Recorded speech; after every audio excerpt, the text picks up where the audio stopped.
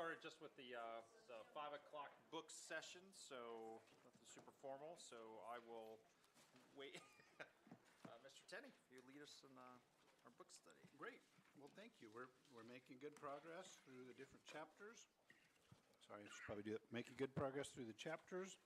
The two chapters we're looking at tonight, or sections, habits, whatever, are number 9 and number 10. I believe, yes? Is that right? Yeah, good. The first one is Speak for the Board. I just read over this today. They're pretty short, right? They don't take a lot of time. There's not a lot. I had this highlighted from, looking at it a year ago or something, but I didn't remember from a year ago, so I reread it today. Does anybody remember well enough the scenario to kind of summarize it for us? Yeah, I'll summarize this one. Yeah. This sounds like something I might do, so No, it does it's a good one not. for me. So board member Richard Richland is at some kind of arts event at seems like an elementary school, Grandview School, and the principal asks for him to say a few words before the production begins, and he gets up there and he decides to make it into a political speech and set forth all these agenda items that he'd like to do and how he'd like to spend all the district's money. And he got kind of a light applause, and then he sat down and he second-guessed himself. Wow, did I do the right thing? Should I? Yeah. And he was speaking. I guess the point is he was speaking in behalf of the board. The board and I would like to tell you this, and There you go. no Yeah. one person speaks in behalf of the board. Right? The modest part of you is maybe overstating, how it wasn't a big political speech. Yeah, it was a couple of sentences. There you go. But it probably. But as you suggest, probably kind of crossed the line that he may not wanted to have crossed. Probably not egregious, but probably not for. There you go. There you go. Great. Let's see. What does he say? I'm trying to think exactly what he says. They give you really no great answers to choose from on the scenarios. And I want to say the next one we're going to look at, right? They said none of them are the right thing to do. I think that was kind of interesting. Yeah, one of the pieces as well, Brett, in addition to what you shared, I appreciate that, is that there was nobody else from the district there. So That's right. The board member was tapped. Could you say a few words? Said a few words. Said, I better say a little bit more. And said, the board, we're committed to fully funding whatever, or making sure there's more money to go toward the arts or whatever, which is potentially a worthy goal. Maybe exactly what he had in his heart and his mind. Maybe even, had a discussion with other board members, but as you suggest, maybe taking it a little too far. Good. So instead, what are the options that they give? Anybody want to toss out there what he might have done instead? No, I have something to say, but it Oh, wasn't please, out yeah, yet. whatever you've got. He mentioned towards the end of the chapter that even as a board member, if you say, this is my opinion, not necessarily the opinion of the board, that a lot of times the community just doesn't hear that. Yeah. They hear that you're speaking for the board. So I think we walk a pretty fine line, and we have to be really careful if we're voicing our own opinion that people truly understand that. Absolutely. He asked a question that might seem rhetorical, the narrator here. You may be asking yourself, do I have to watch every word I say? What's he say the answer is? Yes. Yeah, essentially, yes. When you're standing before the public as a representative of the district, right? Right. If you're, having drinks with friends, or you're out on a bike ride with a buddy, or you're talking with your wife, or even if you're talking with, another board member at a meeting of some kind, whatever, of an event of some kind, you're fine. But if you're standing up as a representative of the district, yeah, we probably, all of us, right? That's, welcome to my world. I have to, I'm like you, always representing the school district, maybe even more so in some people's eyes. So there's that. The superintendent lesson from this, first thing, says part of the cause of this problem, no one from the district was at the event. And that's not my motivation for being in as many events as possible, but it's one of the things that, heads off you being put on the spot. It sort of recommends the superintendent should always be there instead of the board member. I don't necessarily feel that that's the case. I'd be happy for you to stand up and say, thanks for being at this cool music event or whatnot, but I think we can all agree there's certain things to say appropriately and certain things that you probably ought to hang on to until we're in a public board meeting. Share your opinion there. Yeah, I will say the district is very good about not putting us on the spot, any events that we've been at, unless we've been specifically asked to be a keynote, and that's a formal process, and from my experience, have been student-led. They've asked, and so it goes a long way. I never feel like we're ever in a spotlight that's a good feeling. I feel like that means the administration doesn't feel like you have to recognize the board, and we don't feel like we have to be recognized. So the district is doing very well with that. Well, I appreciate whenever we know that you're in the audience. I've seen many times principals have said, hey, we're so glad that Mrs. Robertson's here, or Ms. Bergamini, or whatever it is. I think that's super appropriate. You guys are you do a lot of work for very little recognition or certainly no remuneration. Yeah, okay, yeah, absolutely. Every once in a while, SFE comes through, and we have a nice plate of cheese and crackers, but apart from that, you probably get more abuse than you get positive recognition. So I think when we can do that, that's super nice. But putting you on the spot is something we want to shy away from. Great. Any other thoughts or ideas around that? I would just say, like, expectations are super high, even if we're out with friends or anywhere in the public, I feel like you're marked, so even if you're hanging out with friends and having a coffee at the Raven or whatever, that we still have a responsibility to be careful about what we say and how we say it with regards to schools in our community, so. Voice of experience there. Thank you for that. Brett, did you have? I'll just make one more comment. I think they could give us a scenario where we actually highlighted the students that were There you go. performing or giving recognition to the principal or the teacher instead of There you go. deflecting the spotlight rather than, Yeah. What a great way that would be to do things, right? I love that. Good. Any other thoughts? Okay, so terrible habit number 10, page 51, build coalitions. Now, I'm not familiar with the open meeting laws in every state, but I don't know of a state where there aren't open meeting laws, pretty specific open meeting laws around the ways that school boards have to conduct themselves. Certainly, the scenario that this person shares, I think he's from California, very parallel here in terms of open meeting laws. That said, if you know how things in Washington, D.C. work, it's very common for people to have backroom conversations about, hey, do I have your vote on this? Let's talk about this. What are your thoughts? Et cetera. We're just not at liberty to do that. So who can kind of sum this scenario for us? I can do it. Okay. The two board members went out for drinks after a meeting, and they sat down and started talking about some upcoming business, and basically saying, well, this board member will be in, this board member will not be in. Let's work together to get this to pass. And I think that's the gist of it. Yeah.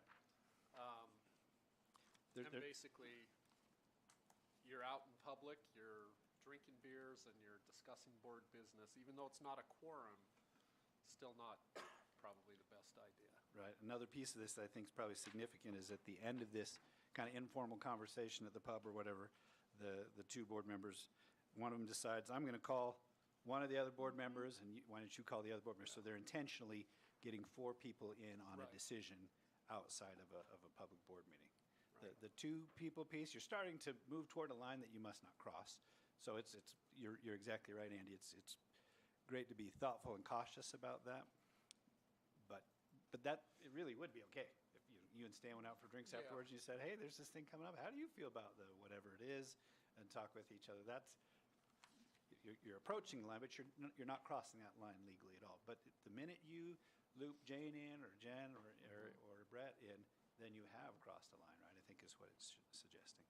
Good. I think even though you're not necessarily crossing a line, it can have an appearance as Amen. not Right. being appropriate.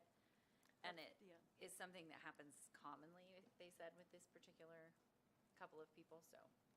The one that struck Probably me is what best. you just piggybacks on what you said, is that you both clink your mugs and drink to excluding the other board member. Yeah, something's You gone, couldn't get away with something's that gone here. That would be sideways at that point. That's okay, we don't drink them, to excluding the Great. board member. So there's 4 kind of options they give you for a plan B. What might you have done instead, right?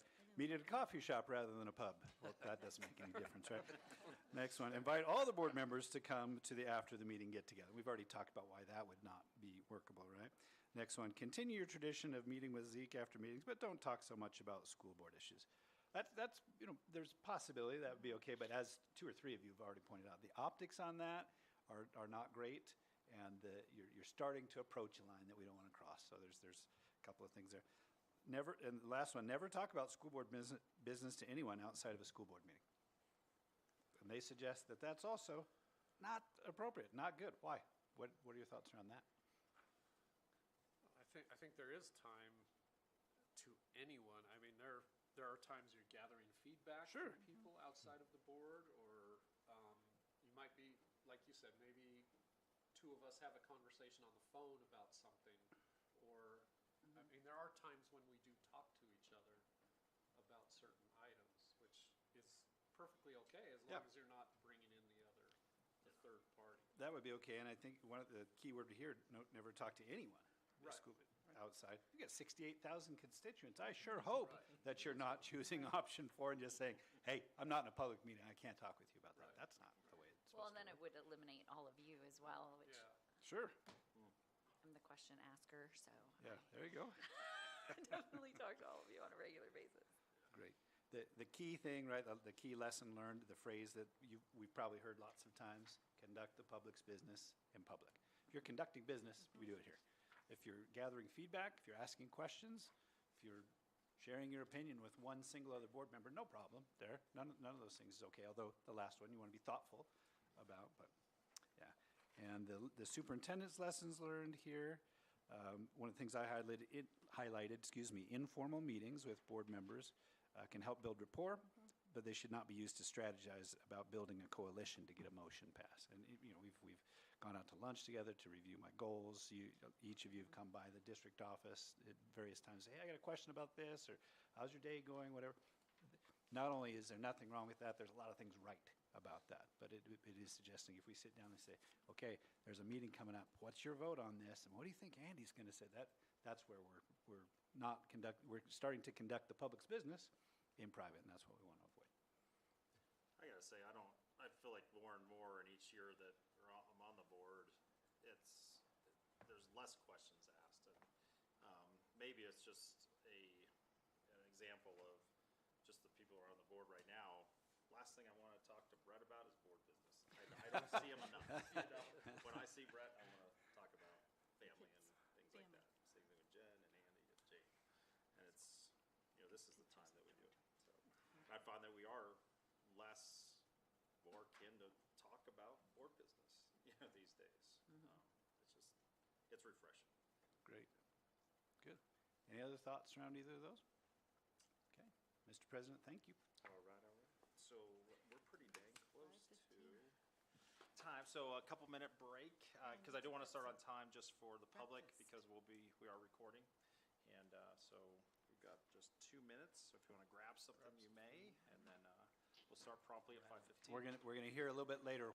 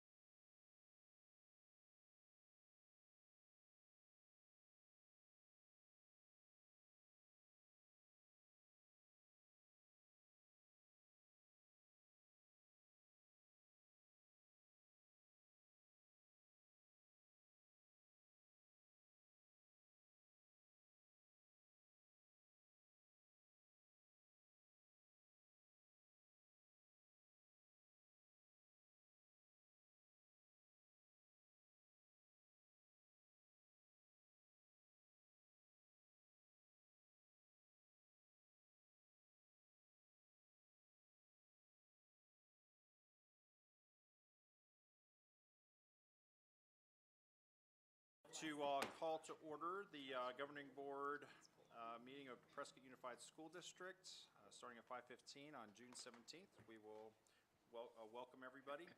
We'll start with the Pledge of Allegiance. Jane, would you lead us in the pledge? Oh.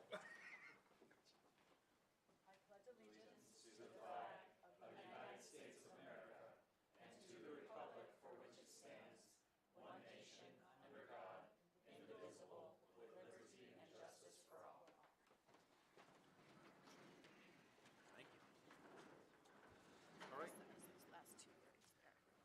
Item 3A, consider approving the agenda. Everybody had a chance to review the agenda. I'll take a motion to approve the agenda. Did you have a So couple things moved. you wanted to? Oh, I'll I'm sorry. second. I am so sorry. Oh. There are a couple things on this agenda. Under, it was the consent, right, piece? Mhm. And then there was The presentation, actually. Presentation first. Right, I'm sorry. So we're going to move on. from the So other ones. under 5. Under 5, we have a change in the presenter from Amanda Guzman to Simeon Murphy. Is that correct? All right, good deal. All right, so that's one change. And the second piece, if I'm remembering correctly, we had a formatting error that I didn't catch after looking at it a couple of different times. The public hearing is not actually part of the consent agenda. It should be, there you go. Okay. Yeah. So Right. So just so you know, when we get to the consent agenda, I'm going to ask to pull that item 7A18 under public hearing. It will not be part of the consent agenda. It will be a separate item. So that will be pulled, and when we do approve, if there's no other items that are pulled, we will approve the consent agenda all the way up to item 7A17. So those are the two changes. Can I get a motion with those two changes, please? So moved. Motion, do we have a second? I'll second it. All in favor, say aye. Aye. Any opposed? All right. Next item is the approval of minutes. Item 4A, consider approving the minutes from the study session meeting, book study, and regular study and voting session meeting of May 6, 2025, and the minutes from the special study and voting session meeting of May 9th, 2025. Can we get a motion? So moved. Do we have a second? I'll second it. Motion and seconded. All in favor, say aye. Aye. Any opposed? Passes. Item 5, presentations. Item 5A, Southwest Food Service Excellence Update from Simeon Murphy. Here we go. I do want to say, Amanda Guzman is still here. She's just not presenting. Thank you. She did make the fabulous food for you guys to enjoy, just as an example of what we're doing for your schools across the community. So, Thank you. thank you. of course, and thank you, Superintendent Tenney, Mr. President, members of the board. Thank you for your time this evening and giving me the opportunity to come in and show you guys some of the wonderful things that we have done in food service this year. So just a quick introduction. My name is Simeon. I am a district manager with SFE. I'm going on my 8th year with the company. Amanda Guzman is your guys' on-site GM. She just finished her first school year with Prescott Unified, and she has instituted a lot of wonderful change, and we're really excited to show you guys some of the hard work she's done this year. So this year, really the theme for us in Prescott was elevate. I wanted to elevate what we serve to our kids in terms of food quality, in terms of presentation, and just elevate our involvement with your guys' schools as a whole. So that started with a back-to-school training. We brought in all of our corporate chefs from SFE. We brought in our registered dietitian. We brought in some operational leadership. And we brought all of Prescott Unified's hourly kitchen workers in, and we showed them back from the ground up, how do you read a recipe? How do you cook rice? How do you serve a student who has diabetes or has another special dietary need? And we gave them the opportunity to learn those things and just relearn what are the basics of our food service program so that they could execute all of the wonderful things that we had planned for them. Our menu improvements really at the beginning of this year just came from us going back to what we know we do best, and that's fresh from scratch cooking. That is not bringing in your pre-made products, pre-made chili that comes in a bag and you freeze it and you slop it into a pan. We're bringing in raw ground beef and we're cooking that in your kitchens every day for your students. So we were really excited about that, and we redesigned a couple serving areas in the schools this year. The one that I really wanted to highlight, just because I was so proud of it and I thought it was so awesome, was at Prescott High School, you now have a build your own sandwich line. So just like walking into a Subway or a Jimmy John's or whatever, if you're a student, you can get your sandwich with everything you want on it, nothing you don't want on it. And that is, if you are a student who qualifies for a free meal, that is your free meal for the day. So it is not only a meal that is free and nutritious, but it's a meal with dignity and a meal that kids can be excited about. And our third really area of focus was just on presentation. We can serve all this great food, but if you walked into a restaurant here in town and it had dirty counters and the employees weren't wearing uniforms and the floors were dirty, you wouldn't want to eat there, and neither do our kids. So that was really our big pushes and our big improvements that we wanted to work through this year.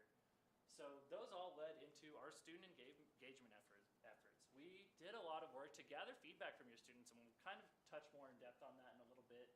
but we really wanted them to have a say and have a voice in their food service program. And one of the other things that Amanda really spearheaded in partnership with your guys' farm to school coordinator was doing some really, really neat farmers markets and working to get actual produce that was grown in the Prescott Valley into our schools and in front of kids. They got the opportunity to sample food from local farms and understand that carrots don't grow in Safeway in the back and then the guy brings them out front and you buy them. These are actually grown by real people in real places right here, and they come to school and we eat them. And we actually got students to be able to get involved with the gardens in their own schools and actually see the food that was grown in their garden, in their school at Taylor Hicks, brought into the kitchen and served on the salad bars so they could see that full circle from a seed to a sprout to on their plate what that produce looked like. So we were really proud of that this year.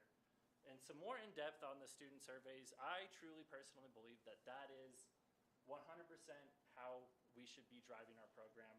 Your students are the ones who are, I hate to use the word captive, but they are our captive audience every day, and we want them to have the option to eat food that they want to eat.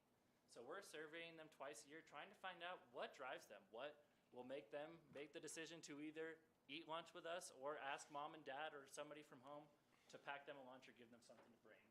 So we were able to gather that data. We did extensive surveys at Prescott High, Mile High, and a few of our elementary schools. We were able to make actionable change. One of the notable changes that we saw was the high school students wanted grab-and-go stuff. Teenagers do not want to wait in a line. They do not want to spend more than 10 minutes not talking to their friends. And so we instituted, along with that build your own sandwich bar, a bar where you could come up and grab our Power Pack concept. And it is a ready-made meal. It has hummus, it has vegetables, it has hard-boiled eggs, and it's all ready to go for you. Packaged up, you can put your number in and be out the door and go back to hanging out with your friends. So we're excited to continue doing those surveys and continuing gathering feedback and growing with our students.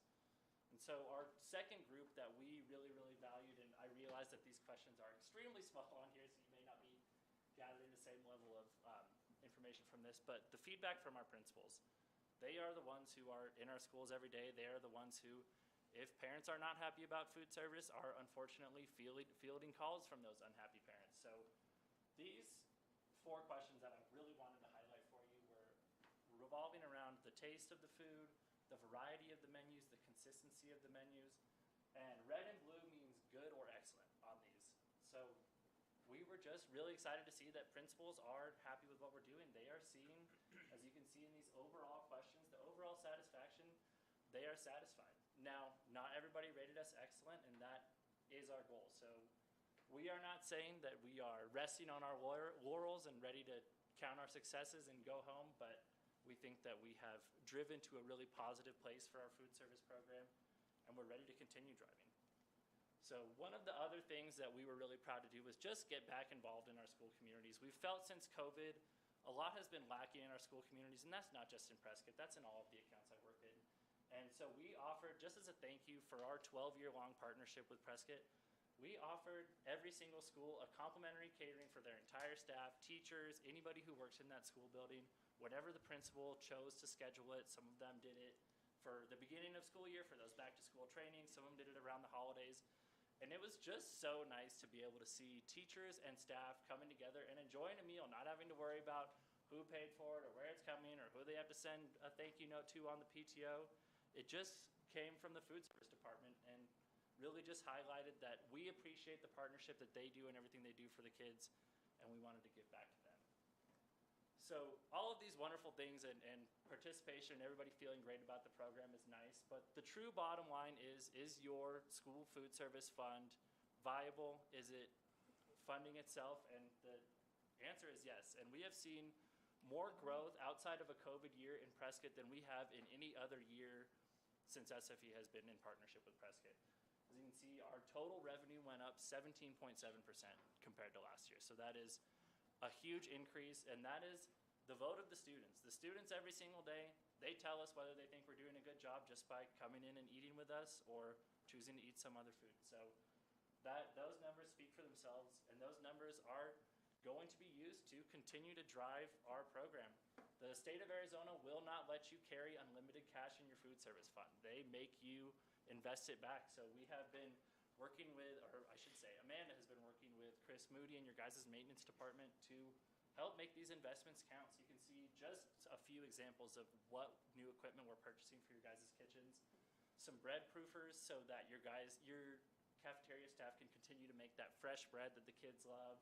Some ice machines, some new register stands so we can continue to make our service areas more efficient and more appealing, and many, many other items. But we are really excited to continue investing in our program and continue growing the food service program here in Prescott.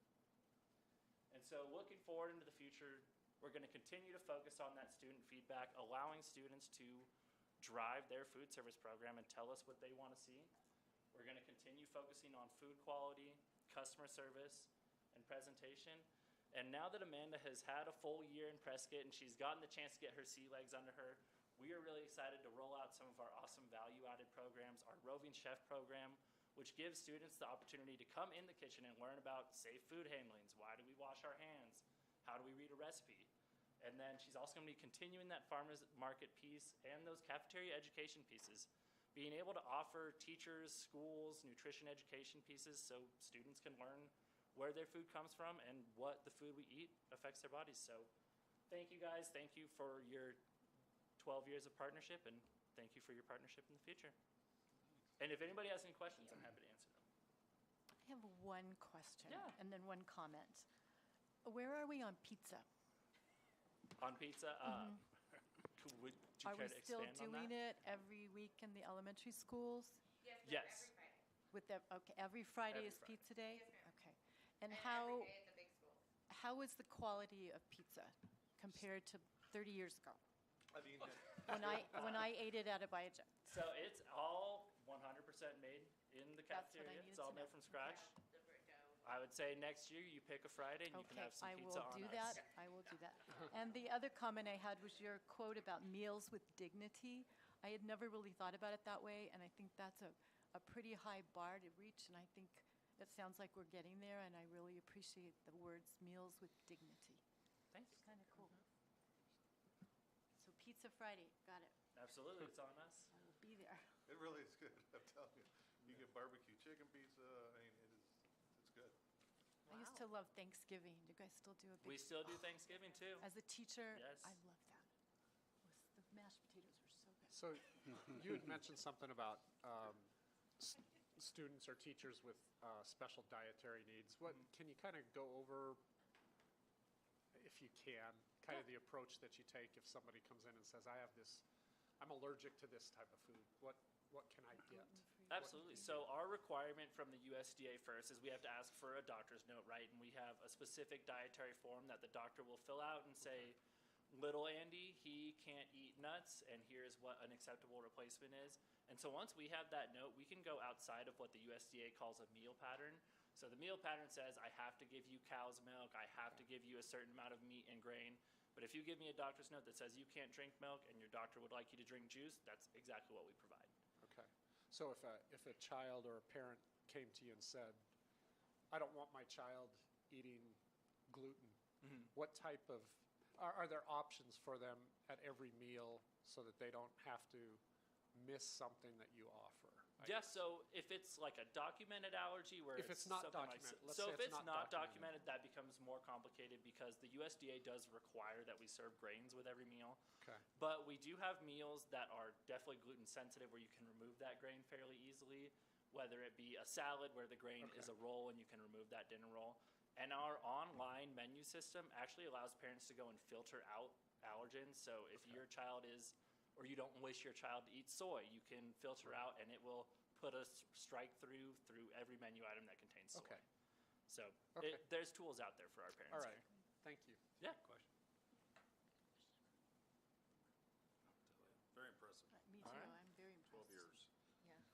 Yeah. Yeah, Food and we think, service has come a long way. Hasn't it, though? It's amazing. I would It's say, amazing how good it is. visit a cafeteria. I mean, Amanda this year has just done such fantastic. Yeah. And our food service liaison, which completes the team, and she does all of the kind of interaction with the federal government. Used to work with SFE and now is a direct employee of PUSD. So it's great. This year was really, really, and the survey attests to that. Really good. Yeah. Yeah, the feedback that we get from principals suggests that our our satisfaction with our partnership with SFE is at an all-time high. And I would also commend Amanda on that. She's a huge part of that. Huge increase. Lot of things on the corporate level they're doing, just, you heard from Simeon that they do every place to try to just make it better and better all the time, but having the right person working with us makes a huge difference, and it's just been great. She may be a little bashful to stand up here and talk, but she is amazing in your guys' kitchens. No. Simeon's okay too. He's a little Sure, bashful. still yeah. out. You can Doesn't tell bring he's her down bashful, too much, but. but Super shy. Love it.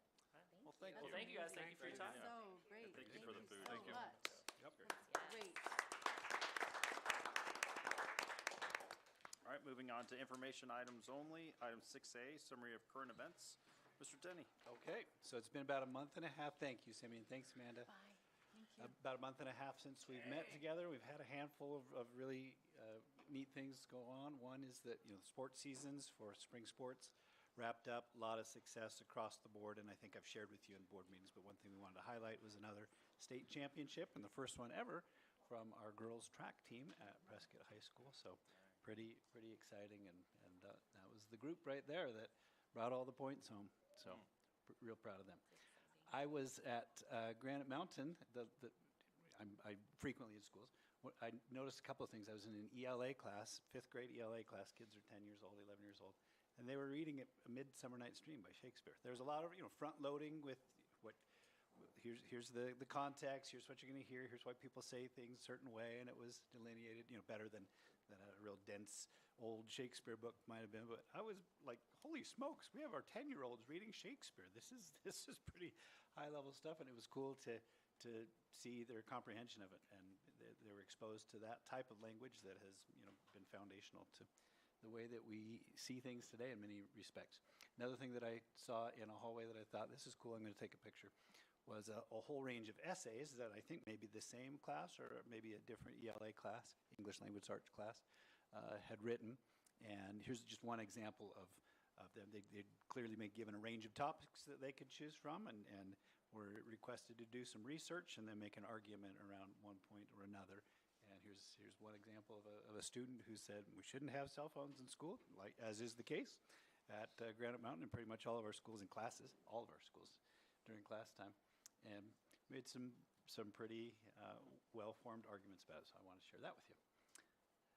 Then, as you know, we had a terrific graduation season and event. Adam and his team pulled off another fantastic series of events and ceremonies for our kids this year. A couple of different things. In the upper right-hand corner is a picture of the tour of schools that our kids do to go back through, and it's super cool for many of them to say, hey, this is where I went to school. There's Mrs. So-and-so or Mr. So-and-so that's still there. It's a really neat thing for our young ones as well. They get so excited, and it gives them something to kind of point to. I thought of a Japanese word, akogoreru. I don't know what it is in English, but to kind of aspire. There you go. Something to aspire to.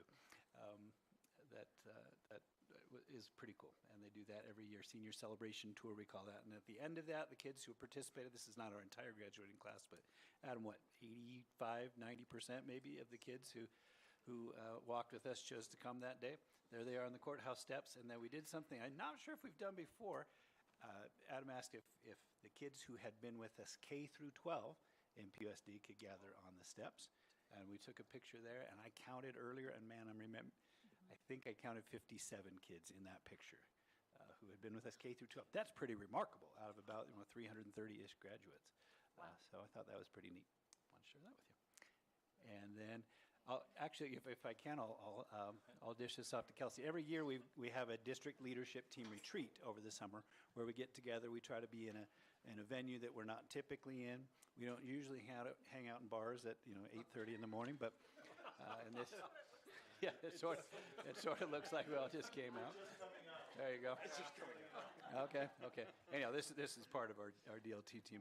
One of the things that we did, we had, 6 or 7 agenda items. We had some substantive things that we dug into and looked at together and whatnot. But a lot of it was intentionally lighthearted and fun and kind of team building. And Kelsey, would you maybe kind of share with us what we're seeing here and talk about your role in that? so it was not a bar event, I promise. It looks that way. So our first activity that we did for our retreat on Monday was, that was just yesterday, was a scavenger hunt, and it was called Campus to Courthouse Admins on the Loose. We let them all go in teams. We had 3 different teams happening downtown. They had 9 different tasks they had to complete, and they had to do photo evidence, and then they got text challenges along the way. And I have to say, every team completed everything that they were required to do. So this first one on the left, they were admiring art. There's a better one of that out there somewhere too that I can show you later. They had to the bottom left. They had to write PUSD, just using only. So that's what they're doing there. The top right, they had to take a picture with a local business and have somebody hold a sign saying that they love PUSD. So that's what's there. And on the bottom as well, actually, Reagan Fundalevitz, who owns Hike Shack, she was 2 of our things. So she was a local business owner who loves PUSD, and she's lived in Prescott more than 40 years. So we had another team who actually met a gentleman downtown walking on the square who was class of, he's on there. He's so cute. But class of 67, he was one of the first class to be in the high school on Ruth Street, and that was just by chance. They just talked to him downtown. So they completed all of their tasks, had a lot of fun along the way. We've got some good pictures of all of our admin just being kind of silly and goofy, and I think they represented our district pretty well downtown yesterday. Yeah, there were lots of laughs. Very good. And I think that's all. That's my my summary of current events. Awesome. All right, item 6A2, government board members. Brett? Yes. My current events, is that what this agenda item is? I've got them written down here. So, on May 27th, the committee that I'm involved with, the Distinguished Alumni, had a press release, and we identified 8 people that we're going to induct into the first class of Distinguished Alumni. Yeah. So you probably all seen the list and know most of those people on there. So I'll skip the individuals, but that was fun to be a part of and neat to see in the newspaper. Jen hasn't seen it. Oh, It's okay.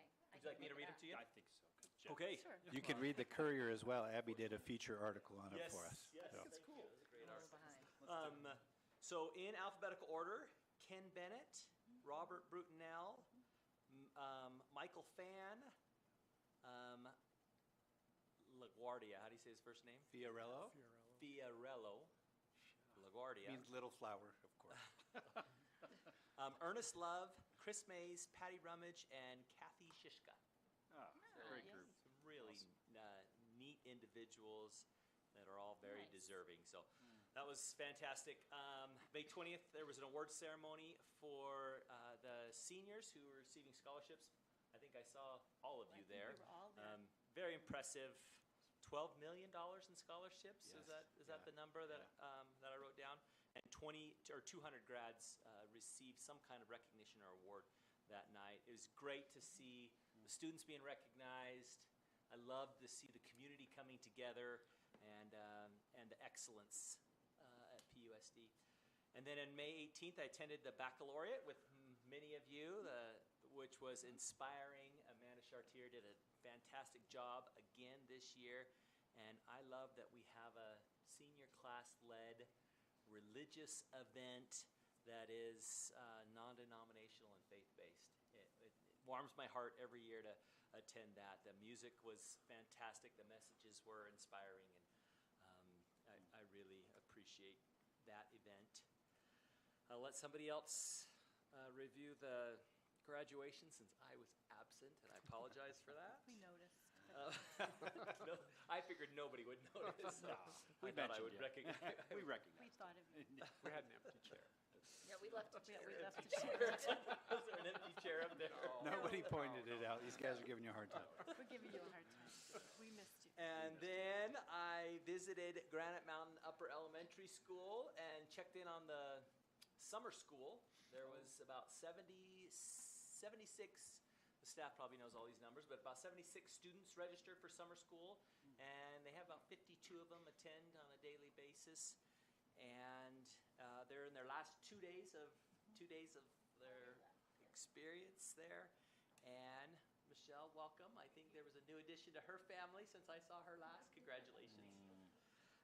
And then we also spoke about the name change that's on the agenda today, and I got some good feedback for that, and I'll save that for that discussion. Jen? Also, a lot of the same events. I was at baccalaureate as well, and echo Brett's thoughts about just how great it is that we still have that tradition here. It's not super common throughout our state or country, so it was really great. I really enjoyed Senior Scholarship Night. Some of us were there for the grads with distinction, and it was really impressive just to see. I think what was really neat was to see the diversity of the students and the things that, I think everybody thinks it's a certain kind of student, or maybe there's not as many kids who are in the CTE programs, it was just all across the board at PHS, big successes academically across all different types of kids and different things they're involved in. And then graduation was super impressive. And I have to say, one of my favorite things about graduation was when you asked people to stand who were alumni of PHS.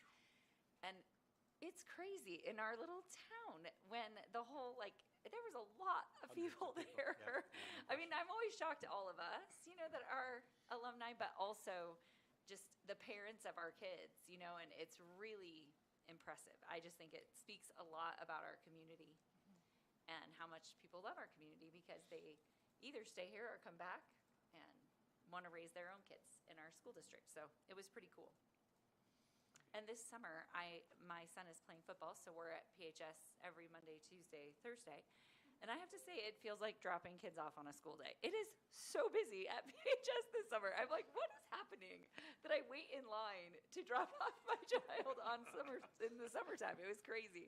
I'm like, well, we have a lot going on in our high school this summer, so it's been fun, though. All right. A lot of the same things, so I won't rehash a lot of that, but I just want to take a moment to recognize again the state track champions. And if you didn't know, track generally requires a lot of participants to score enough points to win if you're going to win a state track meet. I think they did it with 5 students. 5 or 6. And that's 5 or 6, and that's pretty amazing. That means that they succeeded at a high level in the events that they entered.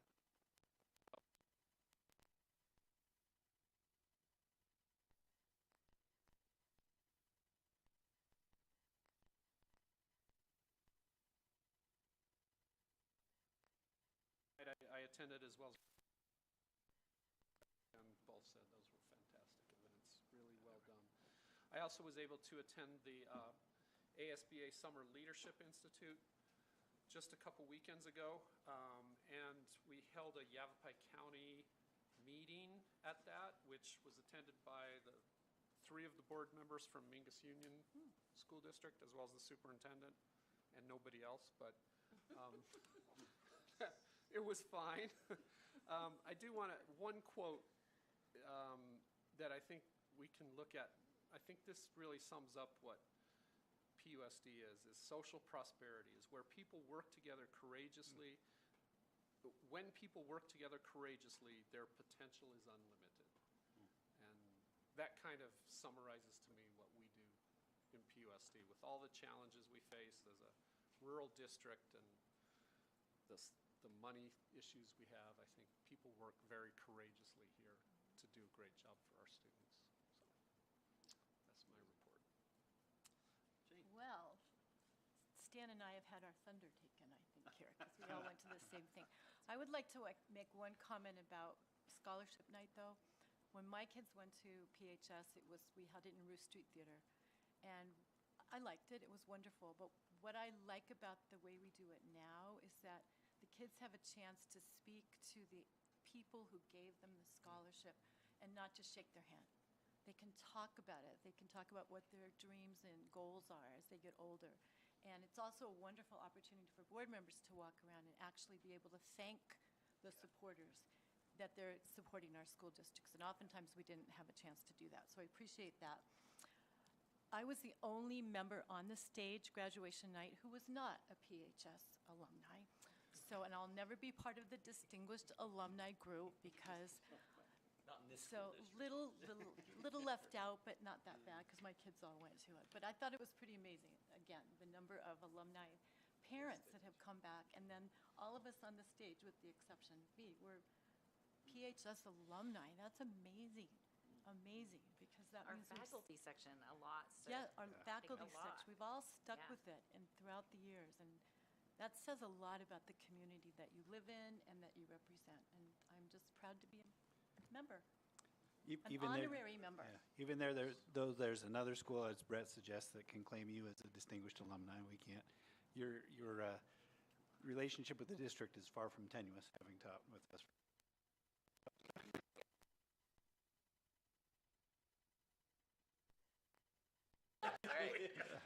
I think you're in the N club for sure. Okay, I'll be honorary member. Okay, your turn, what do you have left to say? Yeah, not much, I'll tell you what. I really was impressed with Mr. Richards, who was the graduate of distinction. His first name is David. Dave, yeah, like his That's dad. my name. Just, he nailed it. And I appreciate, if most people don't know, that there's a book we all have up front, and everything that he wrote was pre-written. And if you know what he said, if you were to listen to it, you would think that, boy, did he go off script? And he didn't. He's told an amazing story he brought in. It was biblical, and I just appreciate that everybody that even looked at it, that there was nothing to scratch. Like, he's just a great guy.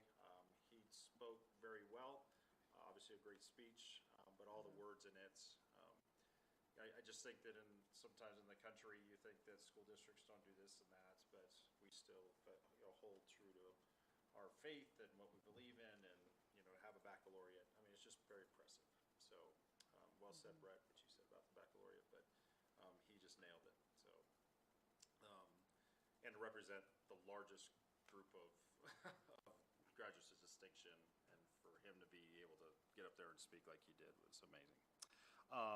And even my son, I brought TJ, my 8-year-old, there, and all he wanted to do was high five the basketball players. And I mean, and to me, that's like, these kids are great great citizens, great representations of our school district, but just amazing human beings that, they've always included the kids in the community. And what an amazing thing for my son and our kids to aspire to be, and that's what you produce in PUSD. So anyway, great moment. I think that's it. We'll move on to item 6B, community comments shared by the governing board. Brett? This is an important part of the agenda for me, and I need to do a better job of recording these. I missed a couple last meeting, and I have two here. One was from a PE teacher at the high school who felt like we needed a female PE teacher to foster self-esteem and fitness in female students. She said oftentimes the male PE teachers focus on athletics, and she thinks that there needs to be something greater for the young women students. And then I got another email from a dad who was disgruntled about some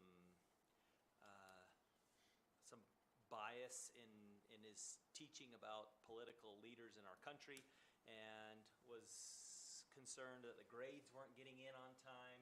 And I followed up with Mr. Tenney, and I felt like they handled it well on the school level and on the district level. And those were the two main community comments that I received this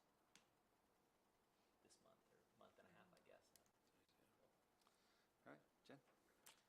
I had a few different people talk to me, mostly about calendar. We're starting in July. This is very upsetting to a lot of people in our community. And so it's interesting because we got into some discussions just theoretically about why our school calendar is the way that it is and what the dates are like. And then some additional concern in relationship to the same thing about what happens if we go to a 4-day week, and how will we, how will that even take more away from our summers and families feeling a little like they don't have quite the summer they used to have. And so those were most of the comments I received, were around either 4-day week or calendar, but kind of all combined. But I think July's throwing people a little bit.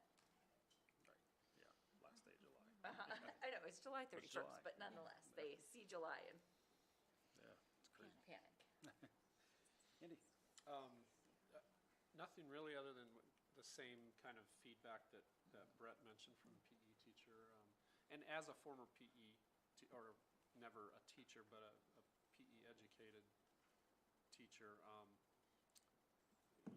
I tend to agree. I believe that the women need a specific role model out as a PE teacher, and so it was hard not to get too caught up in that and respond in a way that may have been inappropriate according to our book or whatever. But just turning it back over to the administration to handle. So, but as a board member, I want to say I think it is important that we keep that thought wherever possible, that we can provide our young women with appropriate role models in appropriate situations. So. It may be worth noting that every other PE teacher in the district is female, for whatever that's worth. Like literally, there aren't any in our district other than the two at the high school who are not female. But we skew heavily that direction. Yeah. If that's important, people. It did tug at me a little bit. I just hear you, because of my absolutely, background. absolutely. Same thing, I talked to this teacher as well, the female, I guess she's retired, is that correct? I talked to her about the same situation. And then I also had a constituent want to discuss test scores in depth. So we met for 2 hours at the porch, and I took my little list of numbers, and she brought her little list of numbers, and it was a very interesting conversation. I think when we were finished that she truly understood what the district's trying to do with test scores and how we're managing that and bringing in beyond textbooks, and how just that one number doesn't necessarily define you as a student nor as a school district. So I was pretty happy with the outcome of it. She gave me even her cell phone number, so I think that's a good thing, and she was ready to talk again. So it was an interesting conversation, because some of the stuff that she was talking about as far as test scores go, she did not have accurate information. And I thought it was pretty important for me to show her direct information that I had that maybe she wasn't privy to. So it was a good outcome, I think. We'll find out. Thanks for that. Also had the PE teacher reach out, and I think that we may have a little more discussion on it, but good reply, great response back and forth. But she had what she said obviously made sense, and we got a lot more information about it too, even prior to that. So that was good to have. On the 4-day, the one thing that I kind of heard just from parents is, we've changed kind of some of the times for next year, and the one comment that kind of stuck to me was, well, they're just getting us ready for the 4-day, 4-day week. We're all about that. We wake up in the morning and say, Yeah. how can we slip this in without people wanting it? And I tell you, I mean, it shocked me, because that's not the intent. That's not at all but I could see where the perception is they married the two, but I can assure everybody that's not at all my intent or anything else. So I just want to say that publicly. And then today I received a pretty unique phone call. If you recall, last year we had a pretty tumultuous board meeting, and it was we had a former board member that had made some public comments, and we wanted to reaffirm that we are a district that does not treat anybody poorly, and regardless of where they come from, the language they use, whatever it might be. And she just wanted to thank us for being bold in that moment. And it was a refreshing phone call, because in light of what's kind of happening in the country, we are political. We are on the political spectrum, and you don't know what may people's our intentions are. And that's a horrible place to be, whether locally, nationally. And she wanted to make a point that she appreciates anybody that does stand up for something. That, as you know, we don't get paid for this. We believe in this school district, and for her to kind of say that. And she was very vocal last year about where she stood, and she just wanted us to know that.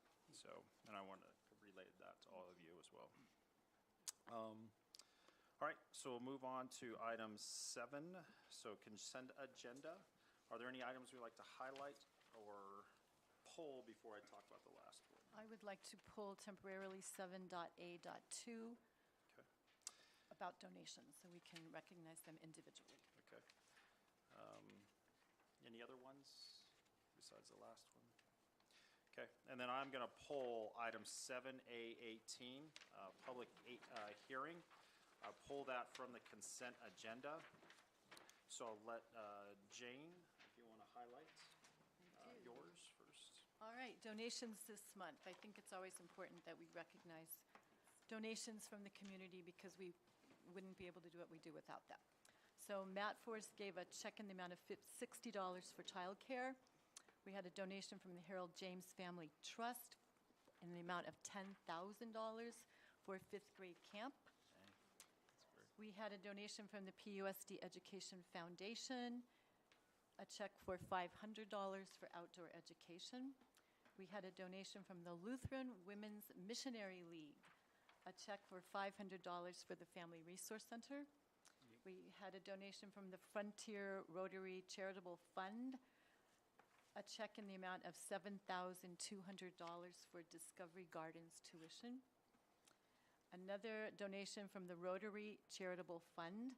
This check was in the amount of $14,000 for our elementary summer school, which I can suggest we wouldn't be able to do without them. Absolutely, yeah. Absolutely would not happen.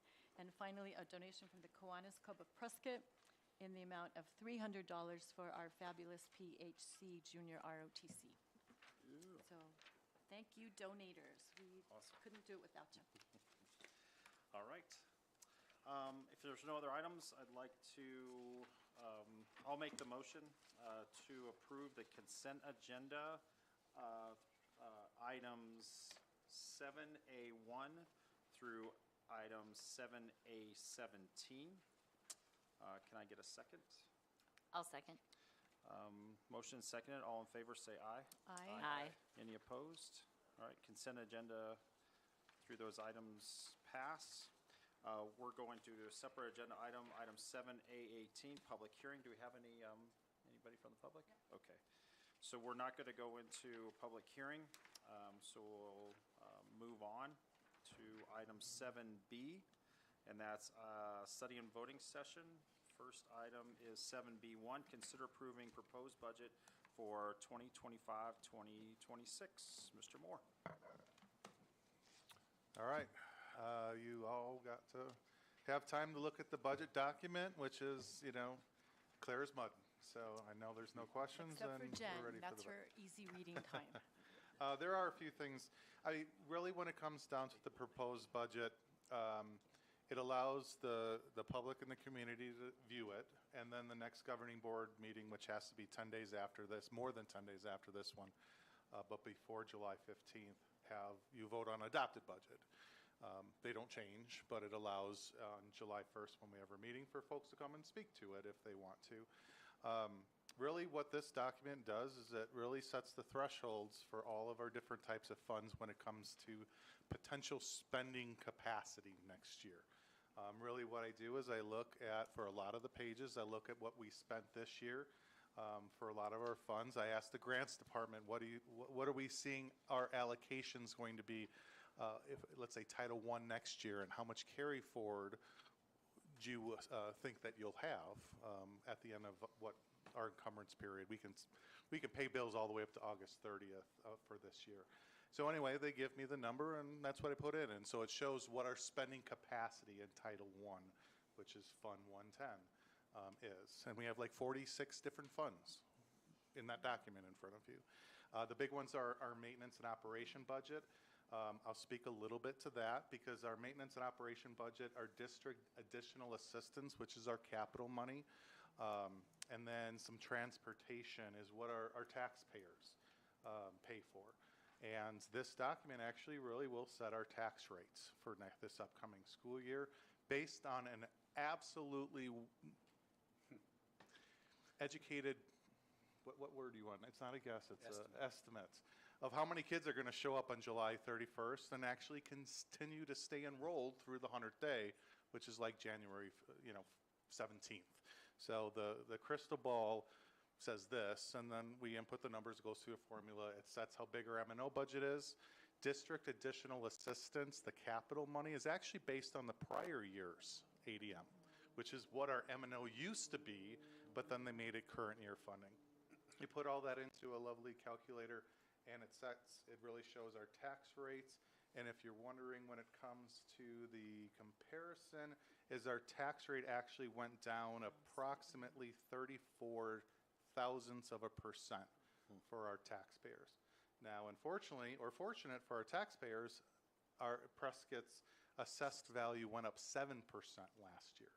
It is now, I think, going on 7 years straight of a 6% or higher increase to our assessed value within our property of our boundaries.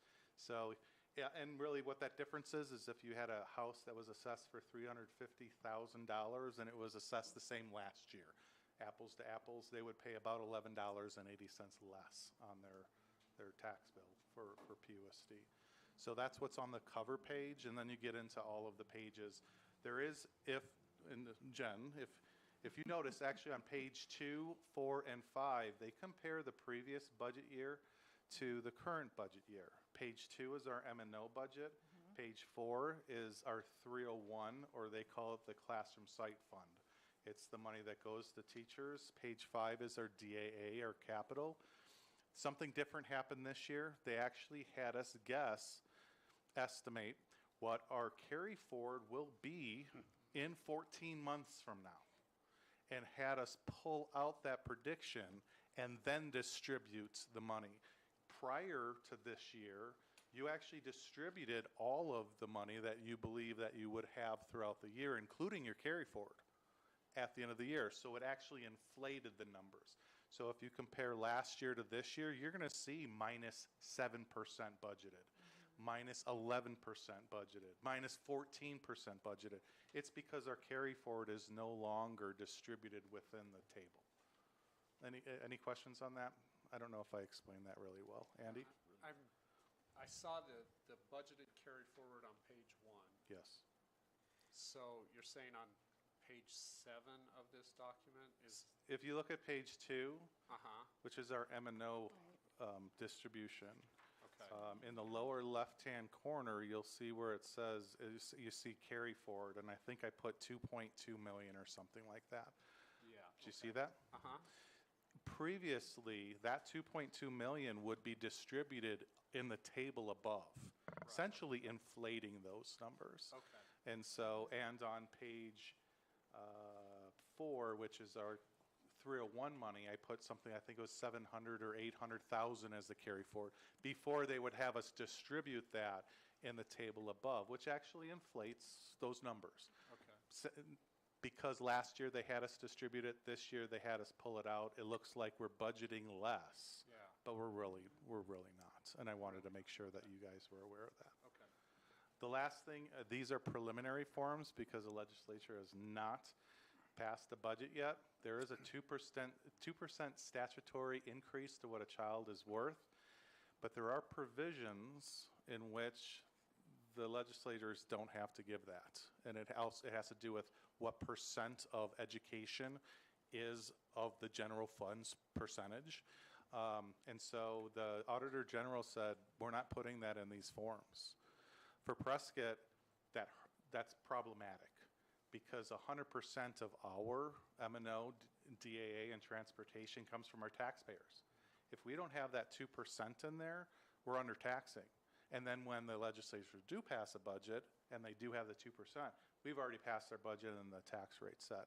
So I did have to inflate how many students we're saying next year to match what that 2% increase would be for our M&O.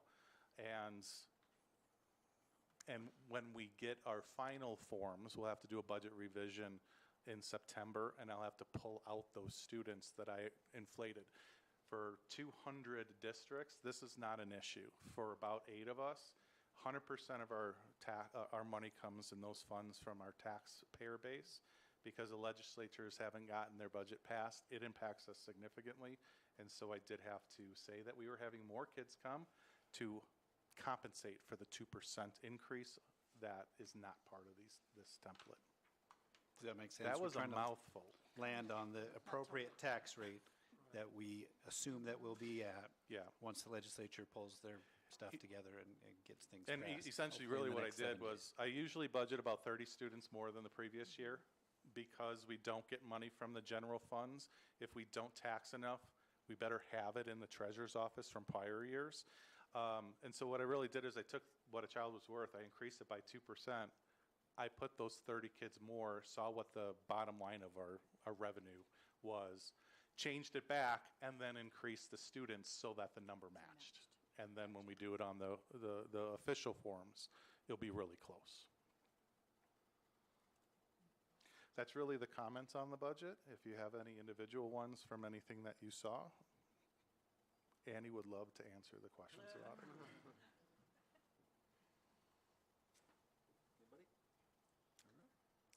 The allocations overall, I think Brian mentioned this, but they match the conceptual budget that you approved back a couple of months ago. Right. Yeah, the conceptual budget is really looking at, how we're going to spend the money. This budget really just shows how much we can spend. All right. We'll take a motion to approve the proposed budget for 2025-26. So moved. Motion, do we have a second? I will second that. Motion seconded. All in favor say aye. Aye. Any opposed? Budget passes. Thank you very Item much. 7B2, consider adopting the Prescott High School 9, 10, 11, 12 grade math curriculum. Kelsey. Yes. So good evening. We're back with another math adoption.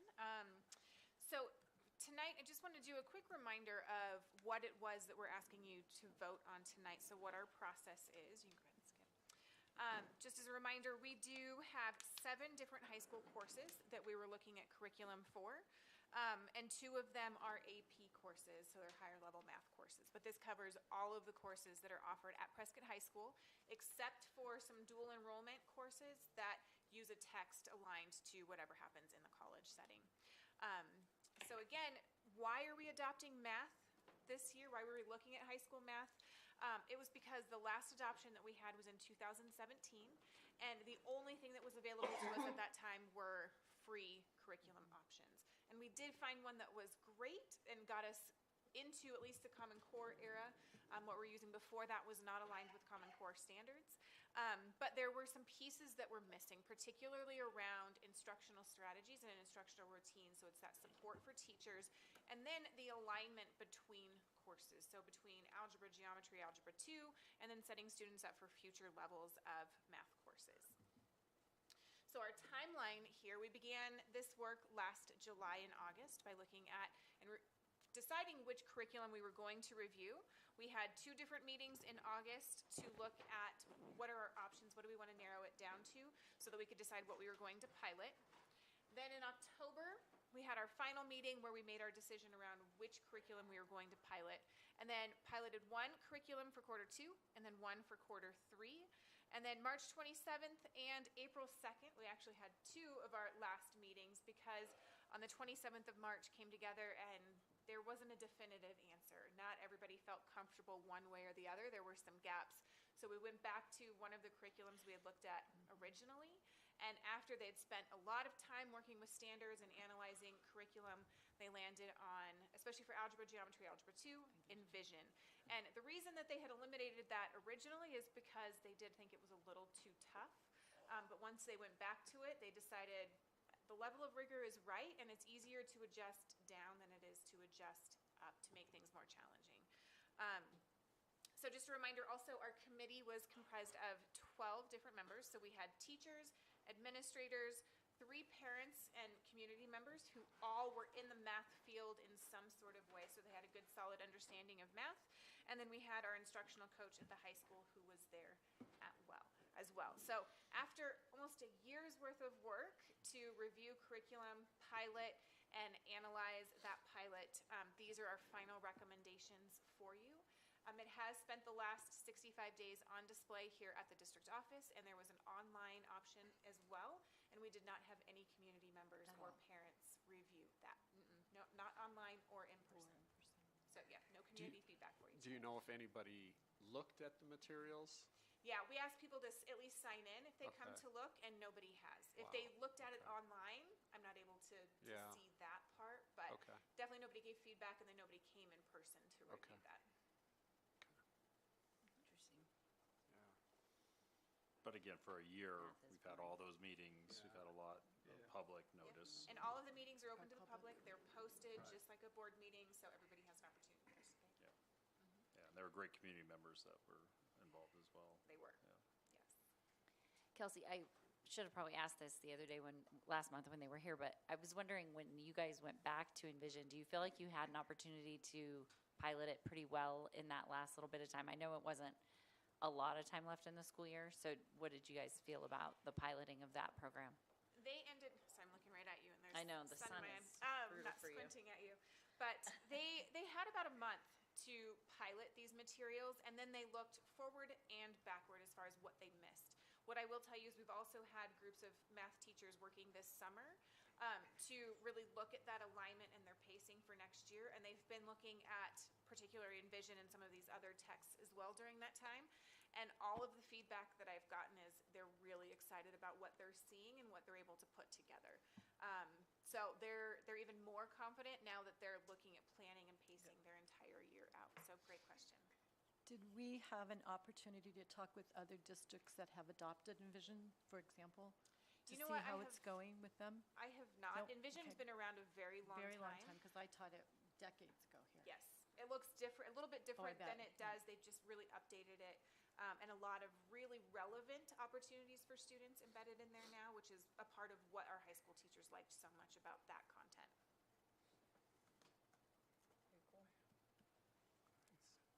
Any other questions? All right, take a motion to adopt the PHS 9th through 12th grade math curriculum. I would like to make that motion. We have a motion, do we have a second? A second. Motion and second, all in favor, say aye. Aye. Any opposed? Curriculum passes. Thanks, Kelsey. Item 7B3, consider approving the proposed name change for Granite Mountain Middle School. And we've got Brian for that one.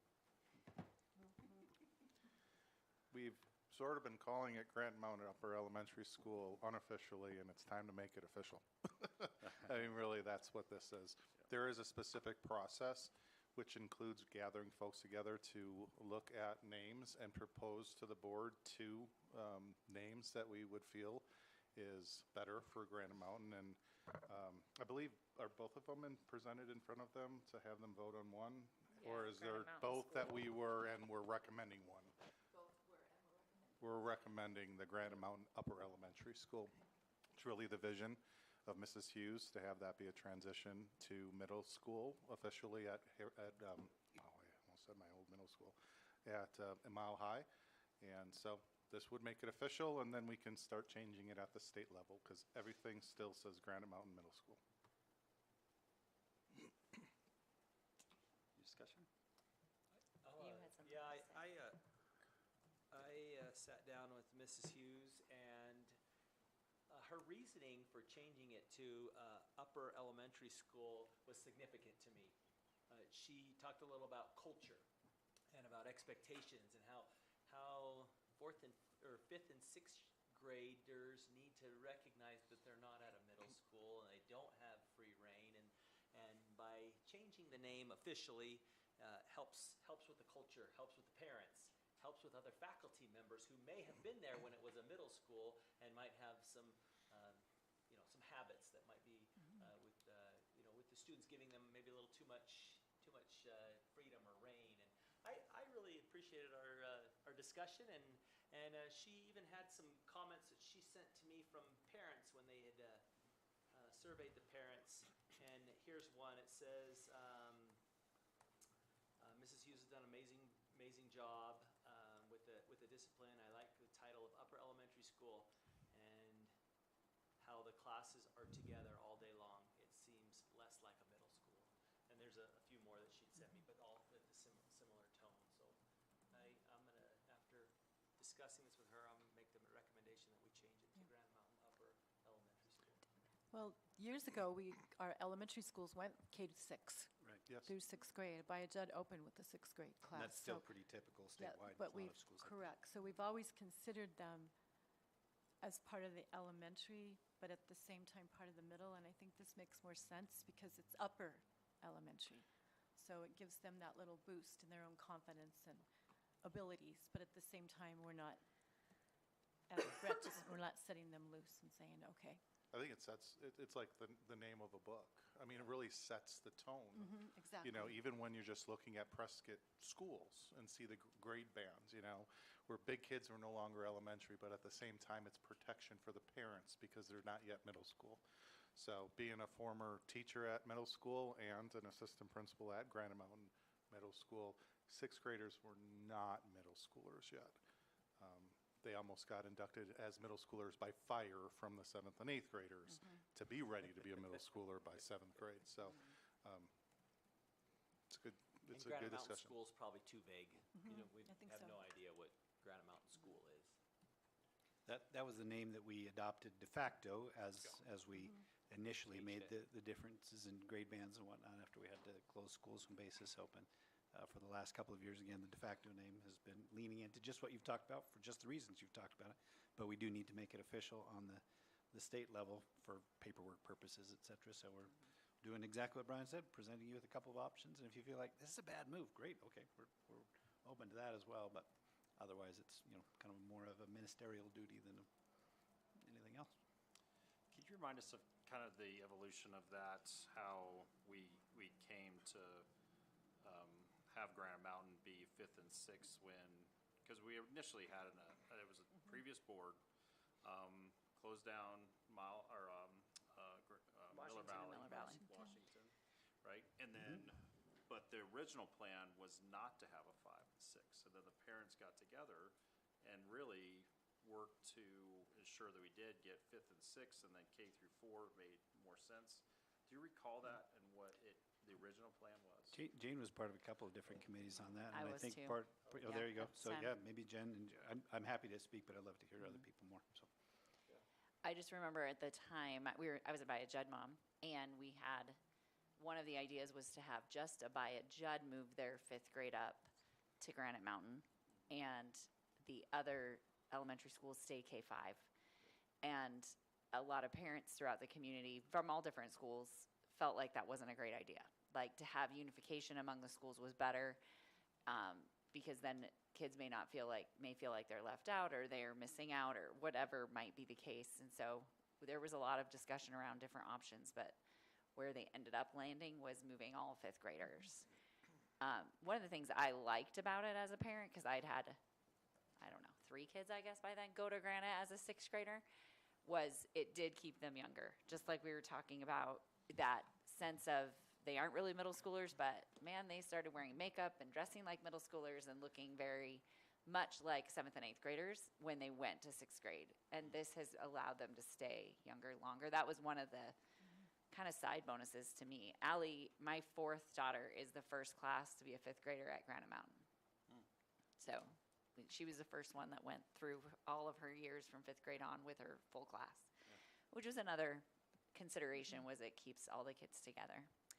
That's what I was going to say. We back before we made this move, we had the 2 middle schools, and there was friction involved. There was always us against Granite against Mile High. There was always that friction that wasn't necessarily always healthy. No, And us then Granite Mountain kids were scared of Yes, I wasn't going to use that word, I'm but just saying. I was a But PJ kid. the other thing We that were was scared of you, Jen. yeah, and the other thing that was very important for us at the time was, if we have a school that's just devoted to 5th and 6th graders and teachers who are really interested in the development, of 5th and 6th graders and how that would look different if they were the only ones at that school. That was a big plus for me. I thought that was very exciting to have all of our 5th and 6th graders together with the faculty that cares about that age of development.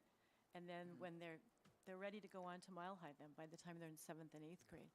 So I think it's a win-win. I don't know if we have too many complaints out in the community about that. We did it initially. I know The there's bit some of feedback that we challenges. get pretty regularly from folks is having 4 different schools that their kids have I hear to go that through, one. particularly for families who have multiple children in our school district, drop off, pick up, keeping track of things and whatnot. That's a different scenario than you'll find in most school districts, but given the capacity of our schools and the number of buildings that we can afford to keep open, it's the reality. And I feel like the community committees that looked at that and were making recommendations to administration and the board at the time landed on something that's been generally pretty successful. And I would also like to thank Karen, because I think you've done a great job at Granite. And I think you have that age of kid in your heart, too. And it's pretty exciting to watch what's happening there now. She's got a pretty spectacular assistant principal as well. Yes, she does. I think it's a unique. Yeah. Good. I think it's a unique age, and it does require some different ways of working with them than elementary kids, and also different than middle school kids. So it's kind of neat, but I also understand the challenges that we can face with a 2-year move. Transportation, yeah. That's a quick move for a student to only be on a campus for 2 years, and certainly our testing things and things of that nature can be challenging, but at the time, that was the thinking, was attempting not to have imbalance between the elementary schools, because Abaya could not take more. It couldn't bring anybody in, and then we didn't have enough room for everybody from Miller Valley and Washington at the other 2 schools. So it was a real challenge to figure out where we were going to put all of those kids. And moving 5th grade at Abaya would have solved it, but it just created a lot more confusion. It would have been short-term as well. Lincoln is bursting the seams. They wouldn't have room for them right now. Right, exactly. Yeah.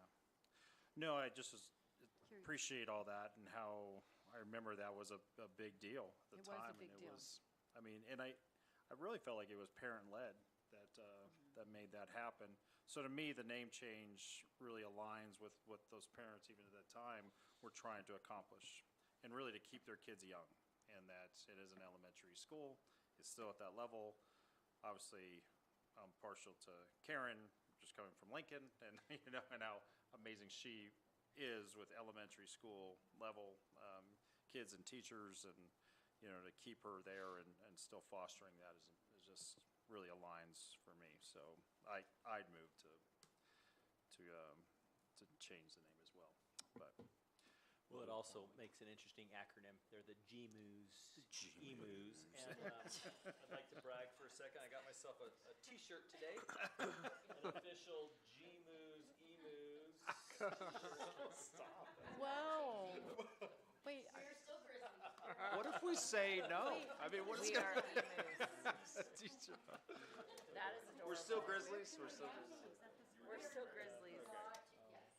That has been a fun thing for us to, if you are a staff member at GMUS, like, that's what that's describing. Or the right? school board That's member describing. assigned to That's right. the GMOOs. Correct. We are Grizzlies, we are not changing. I love the Grizzlies. emus. But if you want to be on that staff, you've got that criteria to meet. That's what we want. So anyway, that I was love the that. joke. That is adorable. Thanks, guys. That's awesome. We can get those at your bookstore, right? Yes. Or they're in the bottom drawer for filing cabinet in our office. Yeah, I love it. Awesome. All right. Well, can we get a motion to approve the proposed name change for Granite Mountain Middle School to Granite Mountain Upper Elementary School? I'll make that motion. Awesome. Motion. Do we have a second? Second. I thought it was Jen was gonna. I know, motion he's for looking at me. just- No, it's fine. Just kidding. just of all of her history. That's okay, but Annie's got it. So, all in favor, say aye. Aye. Any opposed? All right. G-Moos it is. I think one of our first fundraising efforts we ever did for the Education Foundation was also to get a playground at Granite Mountain, because it did not have a playground because we were a middle school. Tell you how And much that cost. the Education Foundation, one of our first goals was to work on getting a playground up there. So that was pretty fun. Perfect for the age groups. Yeah. Yeah. It was fun.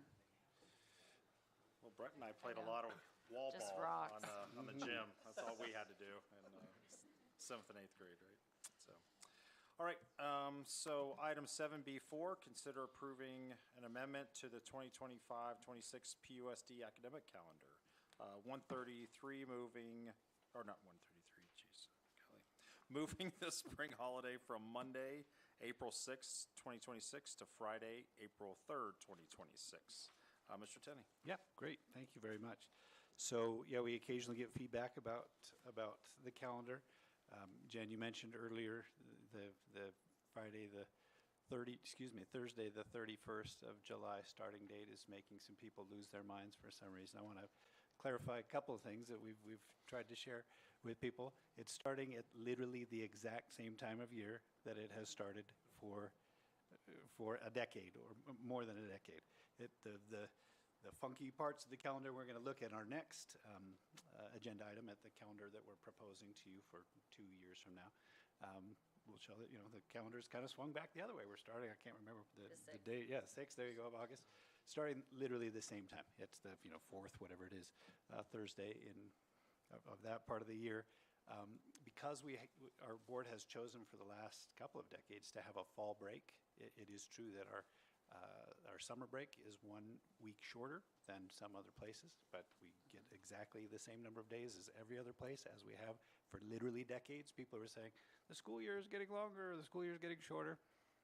There is no data to support that for whatever it's worth. But this is a different piece. We've had some community feedback around that, the spring holiday that we have.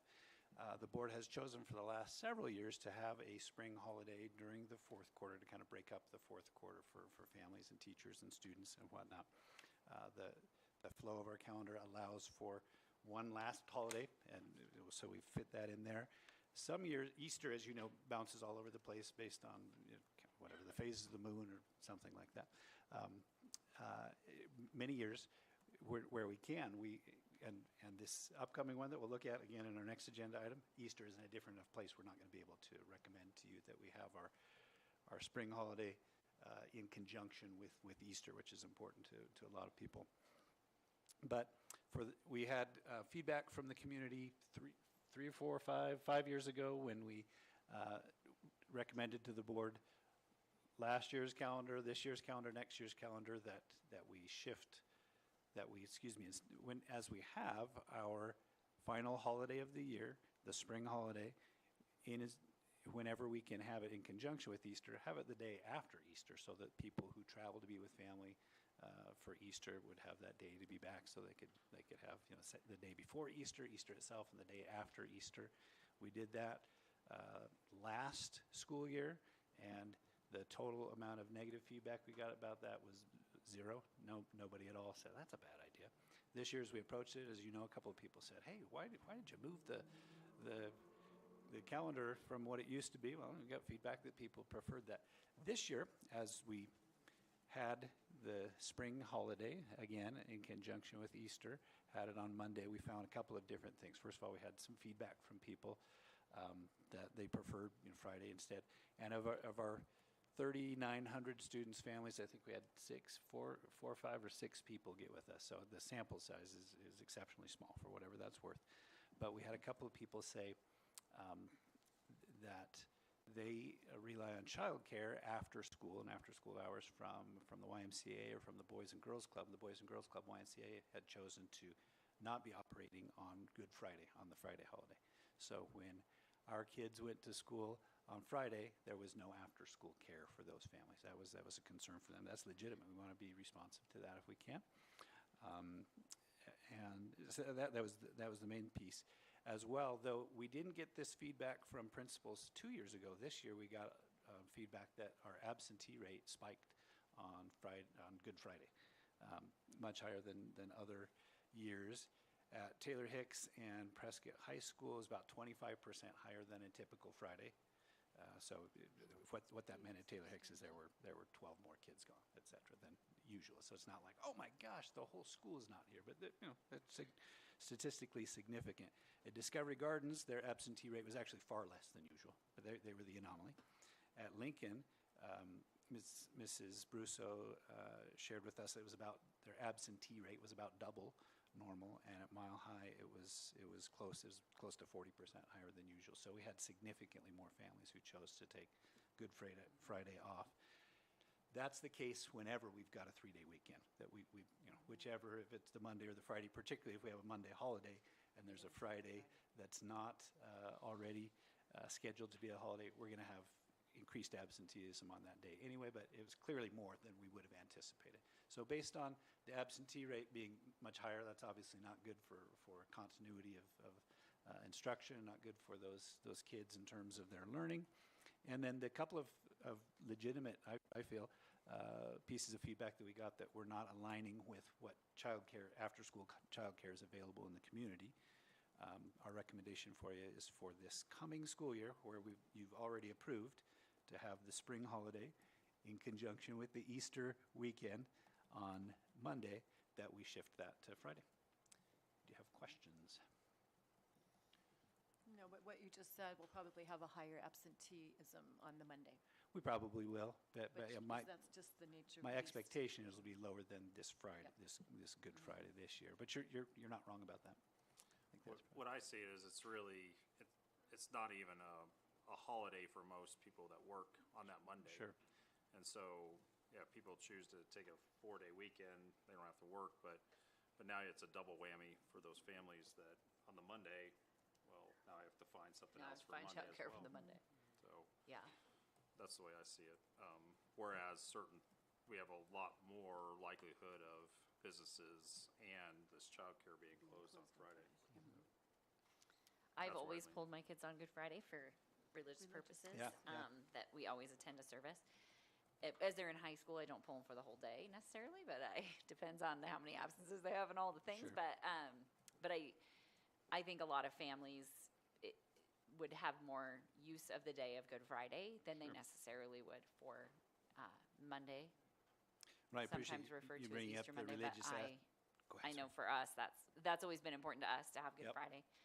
So in the years we've had school, I just have chosen to take them out of school.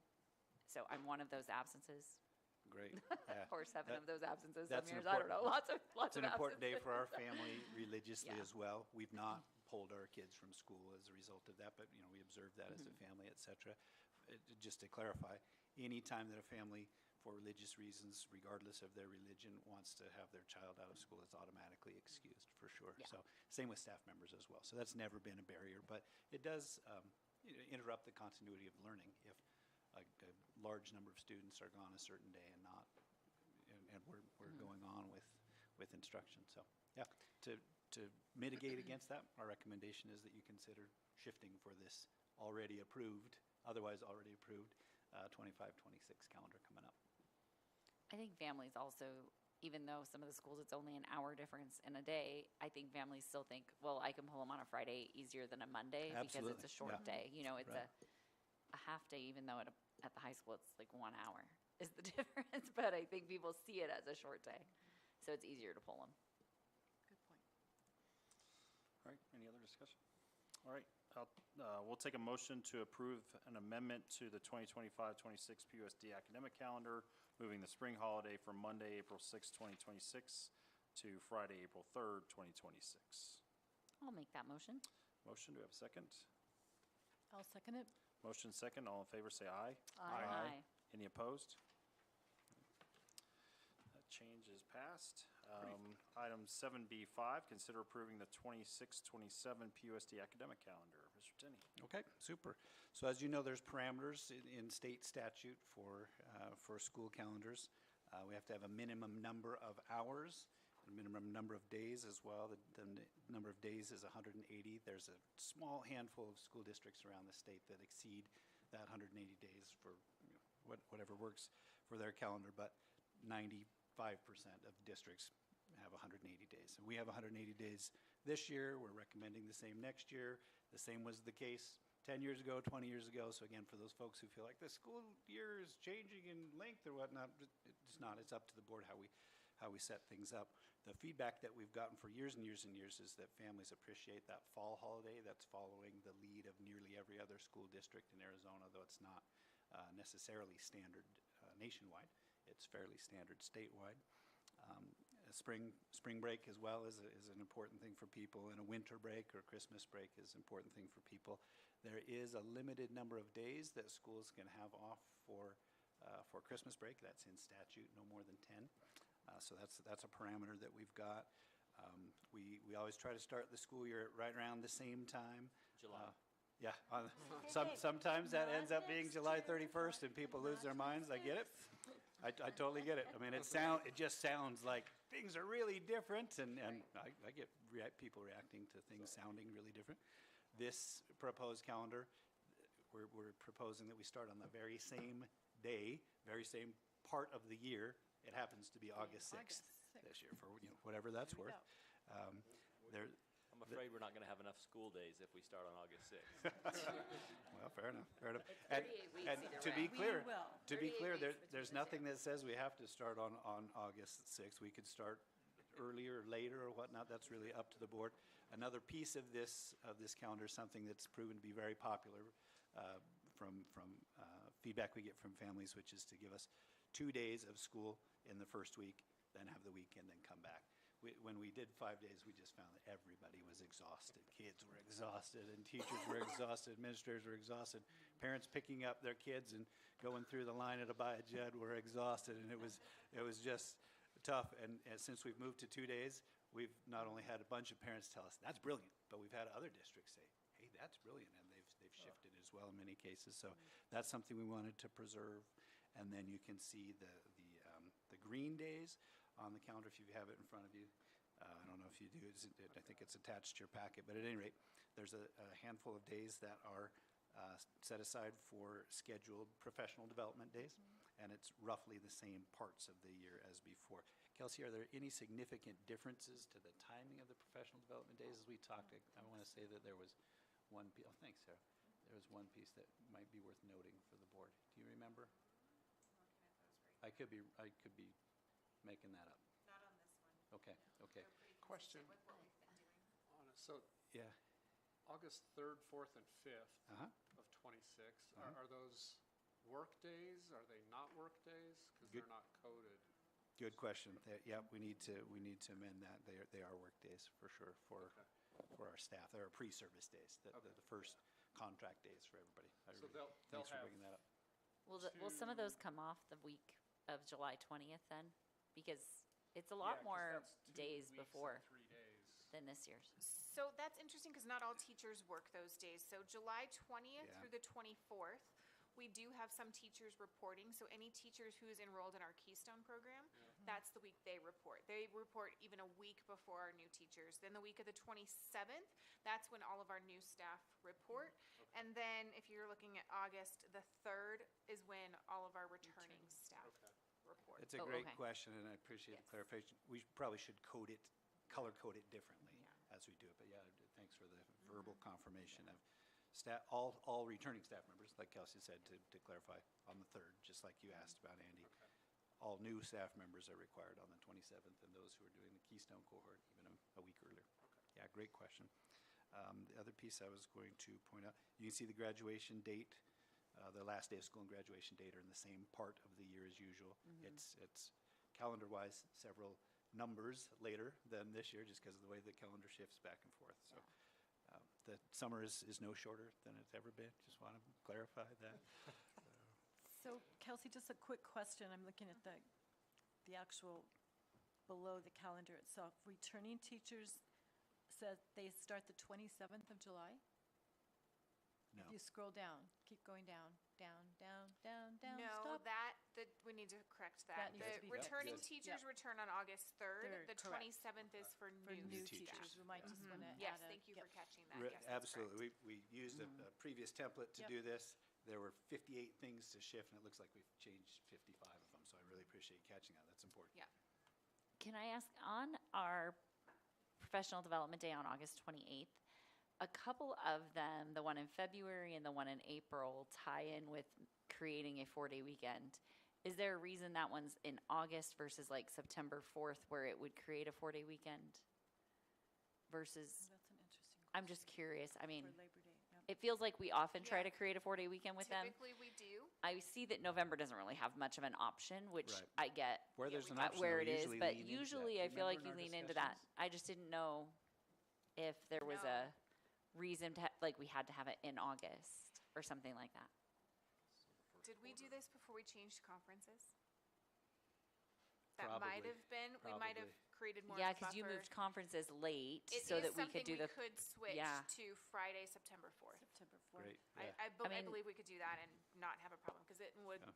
create that 4-day weekend for families, I think which is that's a better important. idea I think that's a personally, good if, idea. if a majority of the board feels Yeah, that no, I way, like if it you're doesn't otherwise ever okay with this. impact your teacher attendance to a professional development day, right? I mean, they just consider it a day they have to be at anyway, right? Like, Yeah. I think some families might have the impression that if it's 4-day week, then teachers are gonna skip Oh, their no. professional development, and Our, I've been pretty firm yeah. that that probably doesn't happen. We really ask our staff not to miss those PD dates unless it's something out of the norm. Just because we do so much, and, you know, our staff by now know that they're gonna miss out on some great opportunities if they're gone those days, so they really try not to be gone. There's a demand to be there, I think you're right, Yep. among most people, and where there's not, yeah, we've been emphasizing on the HR level and on the instructional level for many years, that these are days that you never want to miss, but Right. if you're gonna miss, some other day is better than this, that you need to be here for this. The other piece that's worth noting that we don't have as much flexibility around as we might like otherwise is the spring break week. And as far as that coincides with Yavapai College, that works well for our students who are in CTE courses, and there's a couple of hundred at the high school. If we don't match up with that, it really makes things pretty rough on those kids having to entirely miss spring break or miss a handful of classes in a row.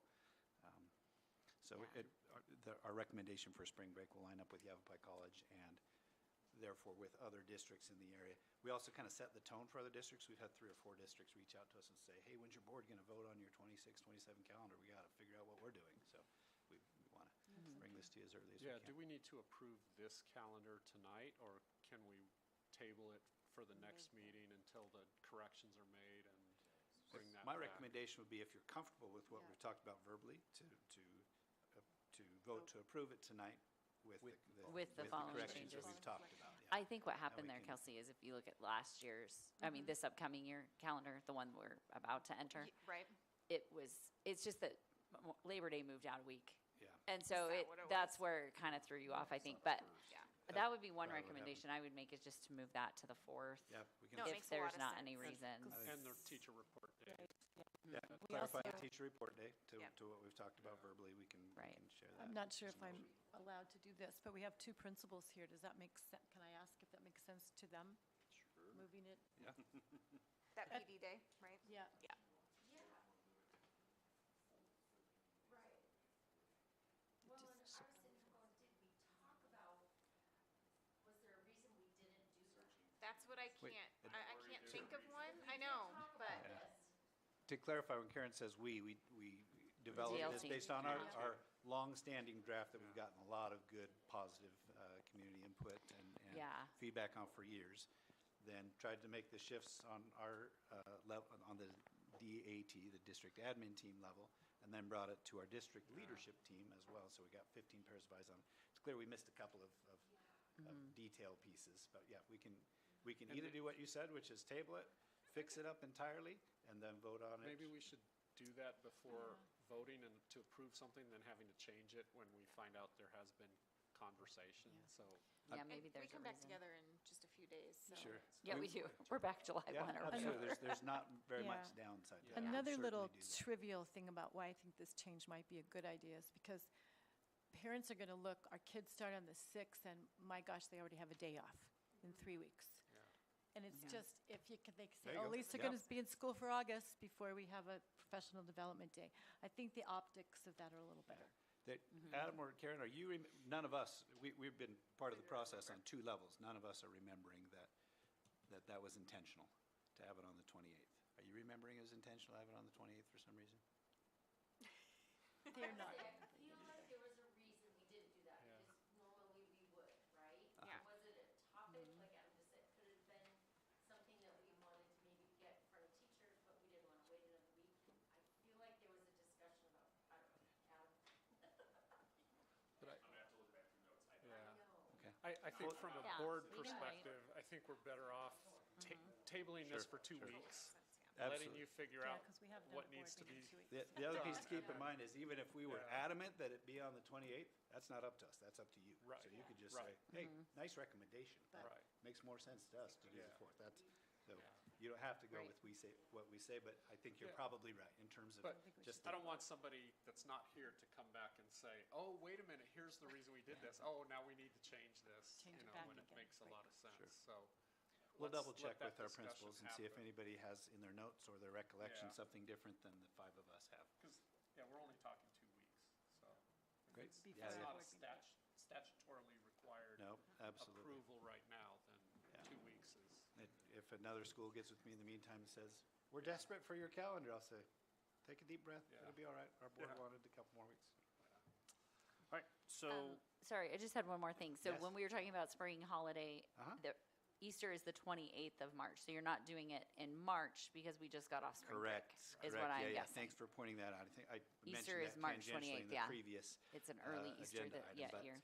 there is no good way to Mm-hmm. attach the spring holiday to Easter because Easter's happening so early and spring break has to happen so late. So being off for essentially 7 days because of well, 9 days because of the weekends, coming back to school for 4 days and then getting off again, nobody really benefits from that. It doesn't provide the break to the fourth quarter that's really helpful for instruction and for teachers and whatnot. So yeah, thanks for pointing that out. You're exactly right, Jen. Okay. all right, so just noting the changes, we have, we want to block out August 3rd through the 5th, code those as staff workdays. Returning teachers' due date change, and that's in the notes on Yep. that 3rd page or 2nd page, I believe. Yeah. And then PD, you'll get back to us on whether or not it should be,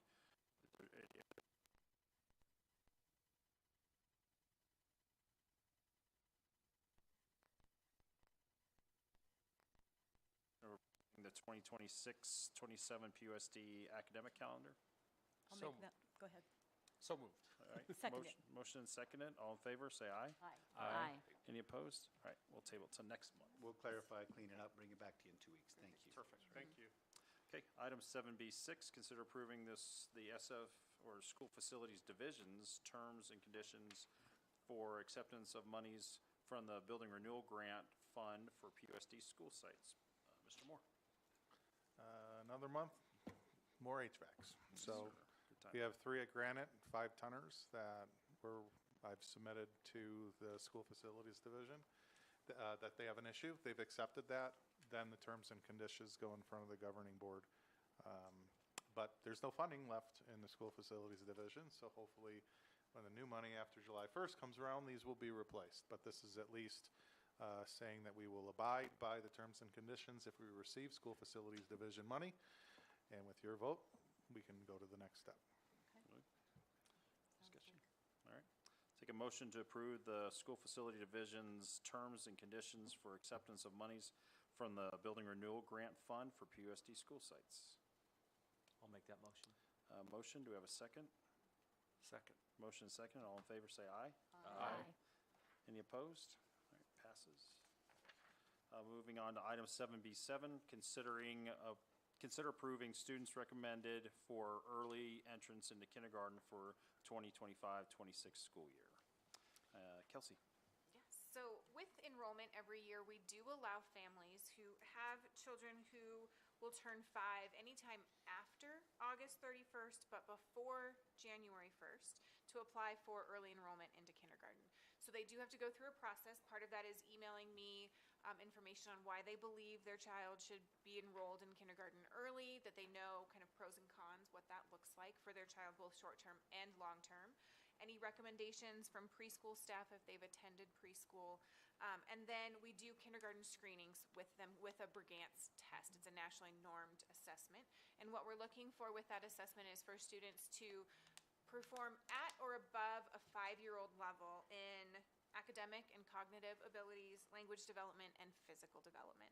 And so if these children can meet that requirement for all three and they're above that 5-year-old mark, we do allow them to apply for early entrance and enroll in kindergarten if they so choose to. So this year we did have 4 families who were interested.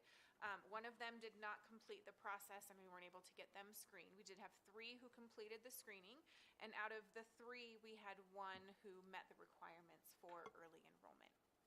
Now, there is a possibility that when we come back in July that we do have more who missed the enrollment deadline that we might bring back to you in early August, but as of now, we only have 1 who qualifies. Great. Any questions about that? All right, we'll take a motion to approve students recommended for the early entrance into kindergarten for the 2025-26 school year. I will make that motion. Motion, do we have a second? I'll second. Motion seconded. All in favor, say aye. Aye. Motion passes. Item 7C, information discussion items. Mr. Moore has prepared the school board summary budget for your review. As presented? I, of course, have a quick I question. knew you would. I haven't even So looked at it. sorry, so sorry. Oh, that's- So why we're earlier here. in the year, you added your asterisks to this report for us so that we would know when, if something wasn't renewing. Yes. I just had a question on a few of them that are not renewing. I saw the Stronger Connections one is, of course, the biggest, but it does indicate that it's for 3 years. So that is continuing, obviously, on, not renewing, I'm using the wrong word, but like, if we don't use it, we lose it. Yes, so the 3 asterisks indicated that it does not allow carry forward. Right.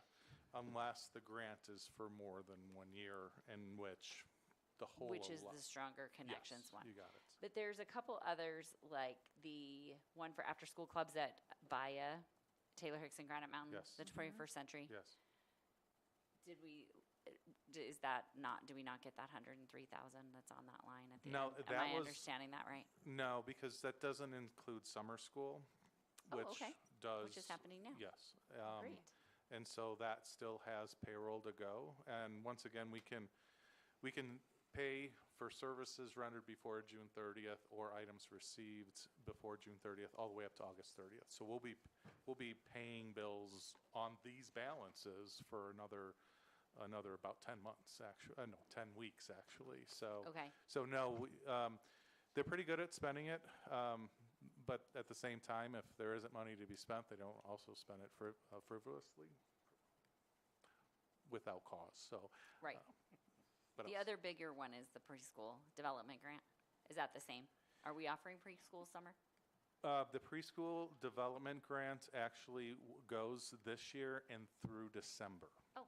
So it is also a multi-year, and so that allocation will move into the first semester.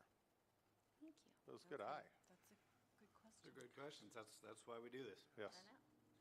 I just like money. No, numbers. So I do I too, guess but I to don't keep have all a the money lot. we can keep.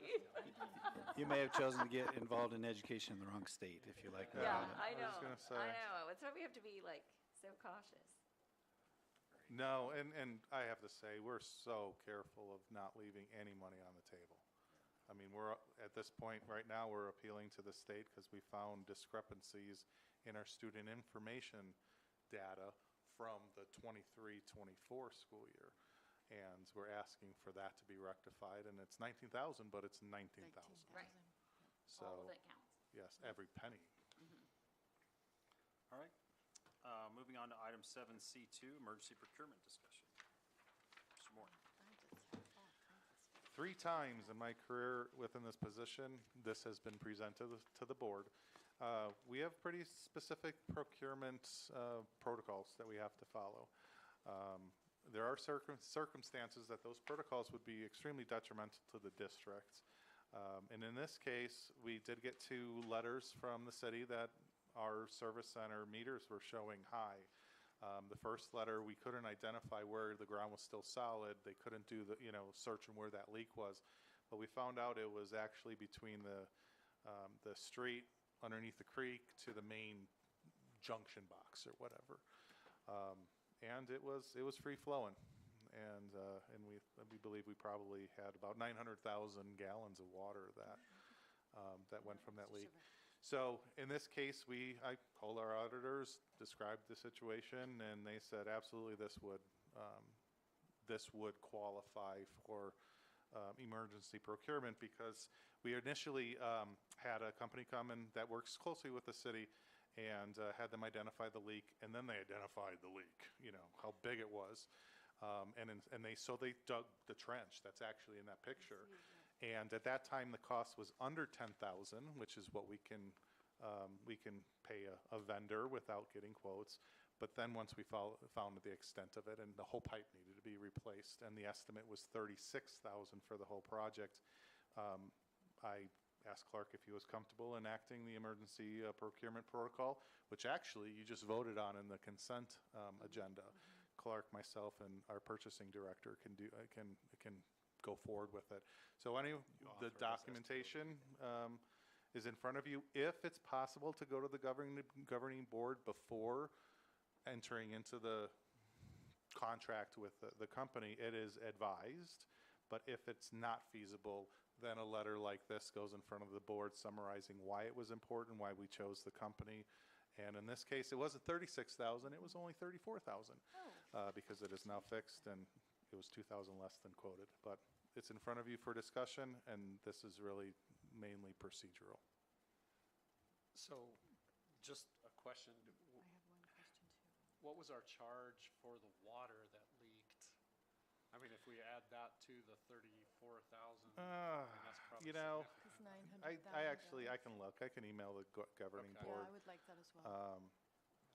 Actually, what the bigger thing is it, because we're charged by tiers of water usage, and really what this could have done was put us in another Into another tier tier.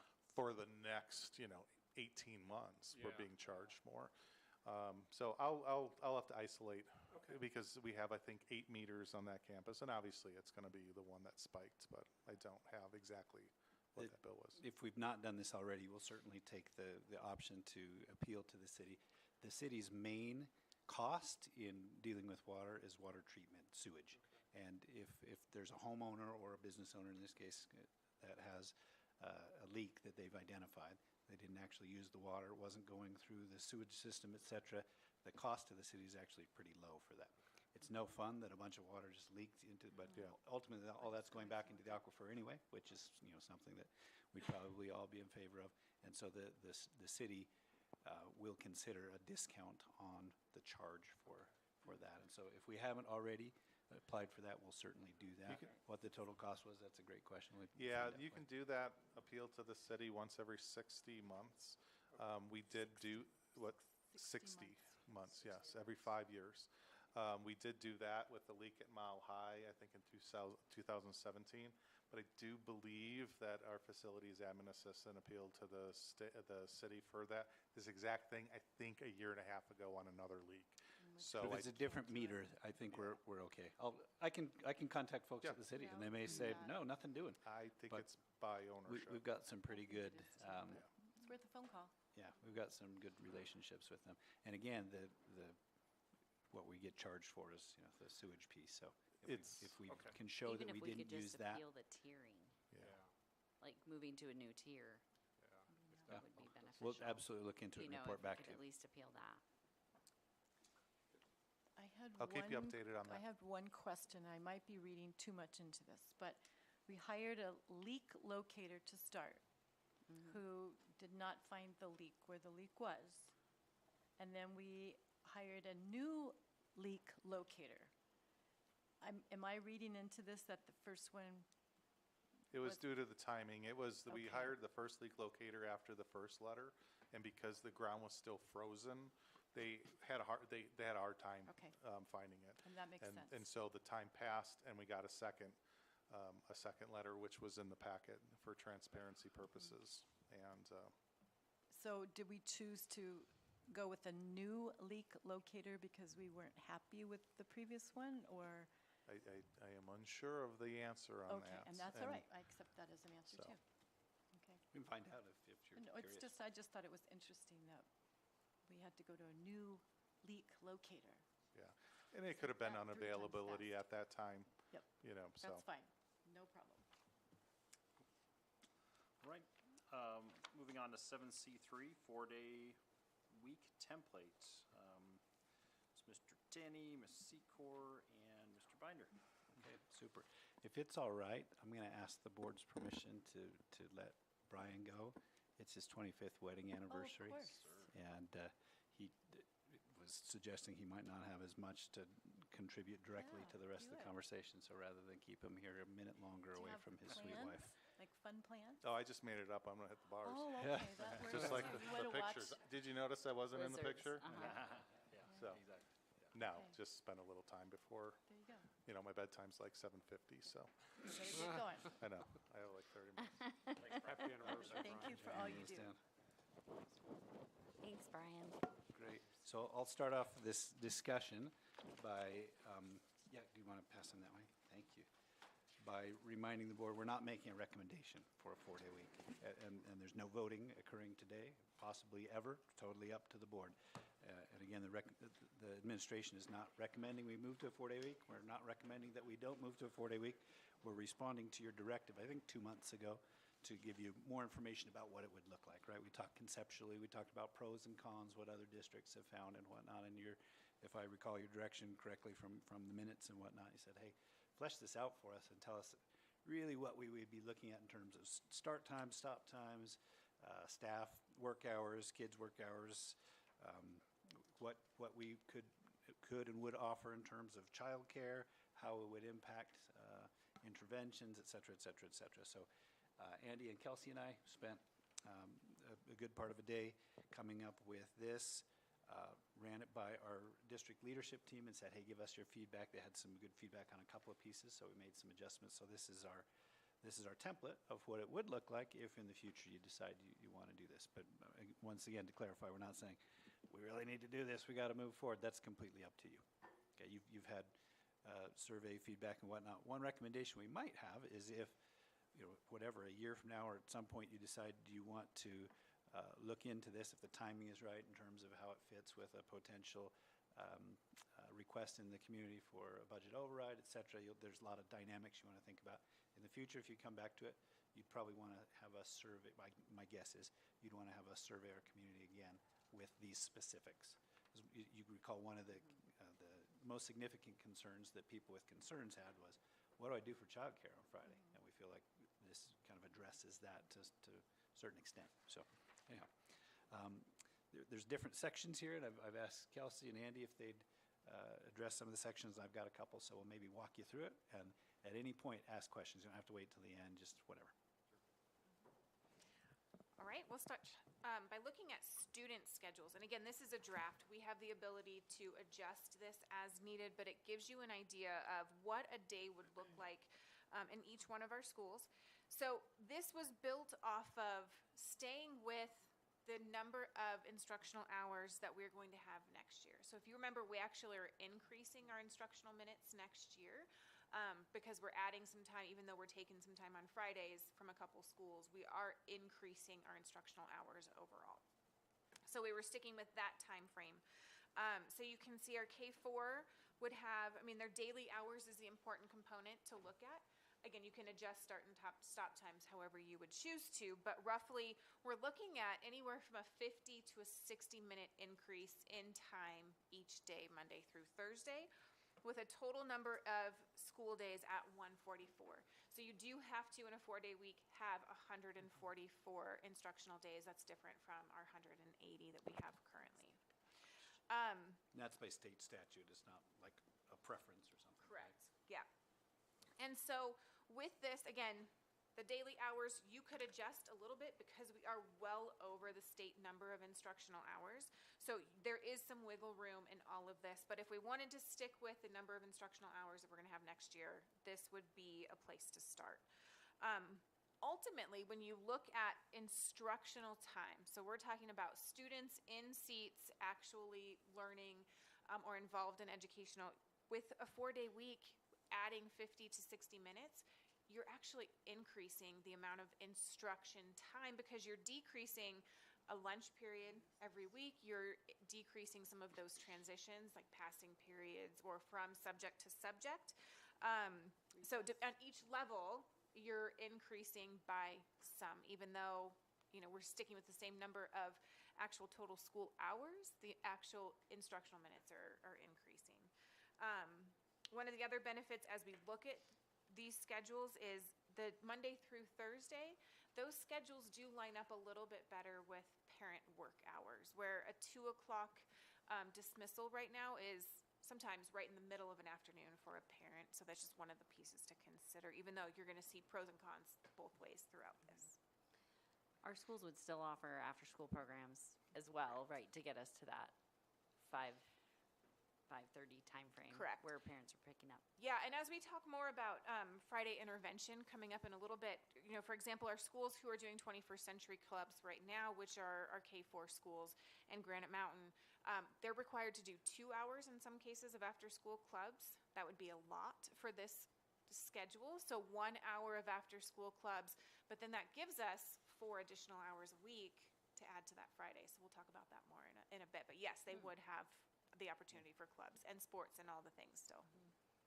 Yeah, there'd be no recommendation to scale any of that No. back. It would just start about an hour later and finish about an hour later, to be clear. Or in some cases, the same time that they're finishing right now, Right. if they have the Right, 2 if they hours of have the 2-hour after-school club, clubs. that's right.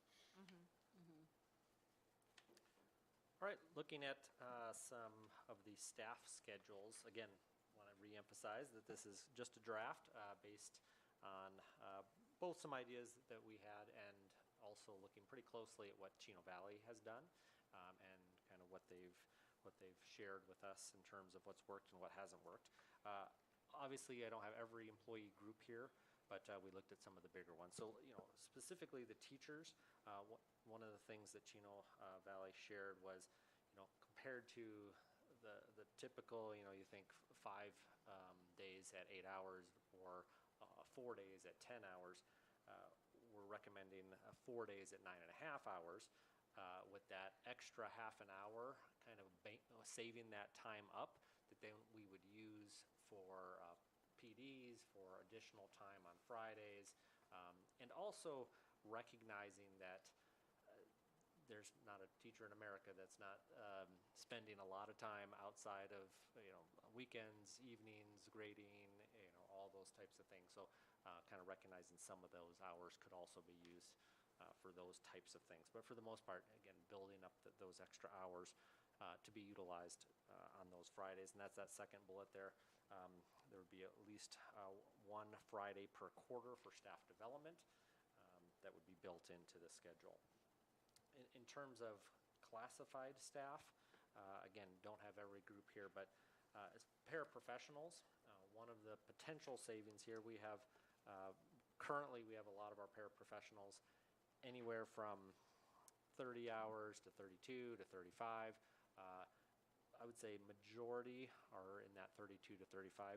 We would probably recommend having most of them be around 32 hours a week. So potentially a reduction with a little bit of savings there. But at the same time, having, we'll get to it in just a little bit here, but having opportunities on Friday for enrichment that they could also be a part of and earn some additional hours if they were interested for our paraprofessionals. Again, some of these other ones, again, depend on what the position is. But for example, if there was an admin assistant who's a 40-hour employee, it would really be based on what the needs are of the position, of the site. It could vary from week to week.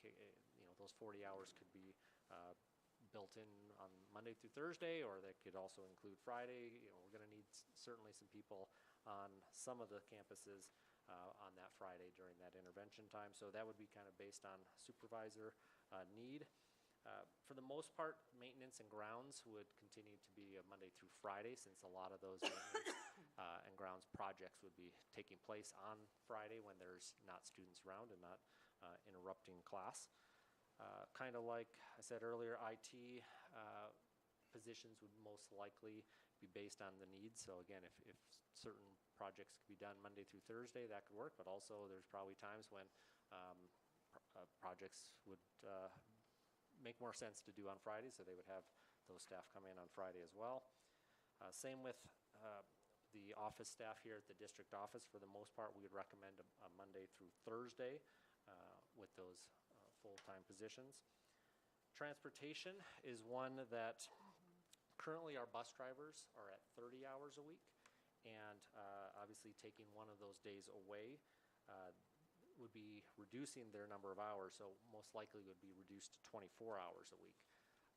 However, talking to our transportation director, we know a lot of our bus drivers are really in the position for the benefits, for the insurance.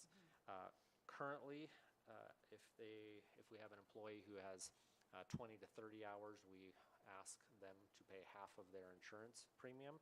The proposal here would be we would be reducing them to 24 hours a week, but we would continue to offer full insurance for our bus drivers in that situation to ensure that they don't lose that insurance benefit. Again, talking to Chino Valley, they said they really heard a mix from their bus drivers, but a lot of them really preferred that Monday through Thursday schedule rather than the Monday through Friday schedule. Is that already a position we struggle to recruit to? That was my question. Bus drivers? It is, absolutely, yeah. Do we have any concerns that would be harder with fewer hours? One, I believe it was at the job fair, and I was speaking with the director of transportation because I was at the job fair for my own life. Yeah. But they were talking about, I think she was mentioning to me that a lot of our bus drivers don't live in the Prescott area. They live further out. And that our prolonged day, some of them with their routes would be getting home quite late into the evening, like well past dark in our winter time. Because they're already pulling into the bus barn at 5 after driving since 2:45, so is that going to be detrimental for hiring, I guess, or I think it's a consideration we want to think about. I think it is. I think it's a consideration. I don't know if it would be where we would land. I think for some bus drivers, it would be a deterrent, and others, they would prefer this. It's one less day of making that trip, right? That's true.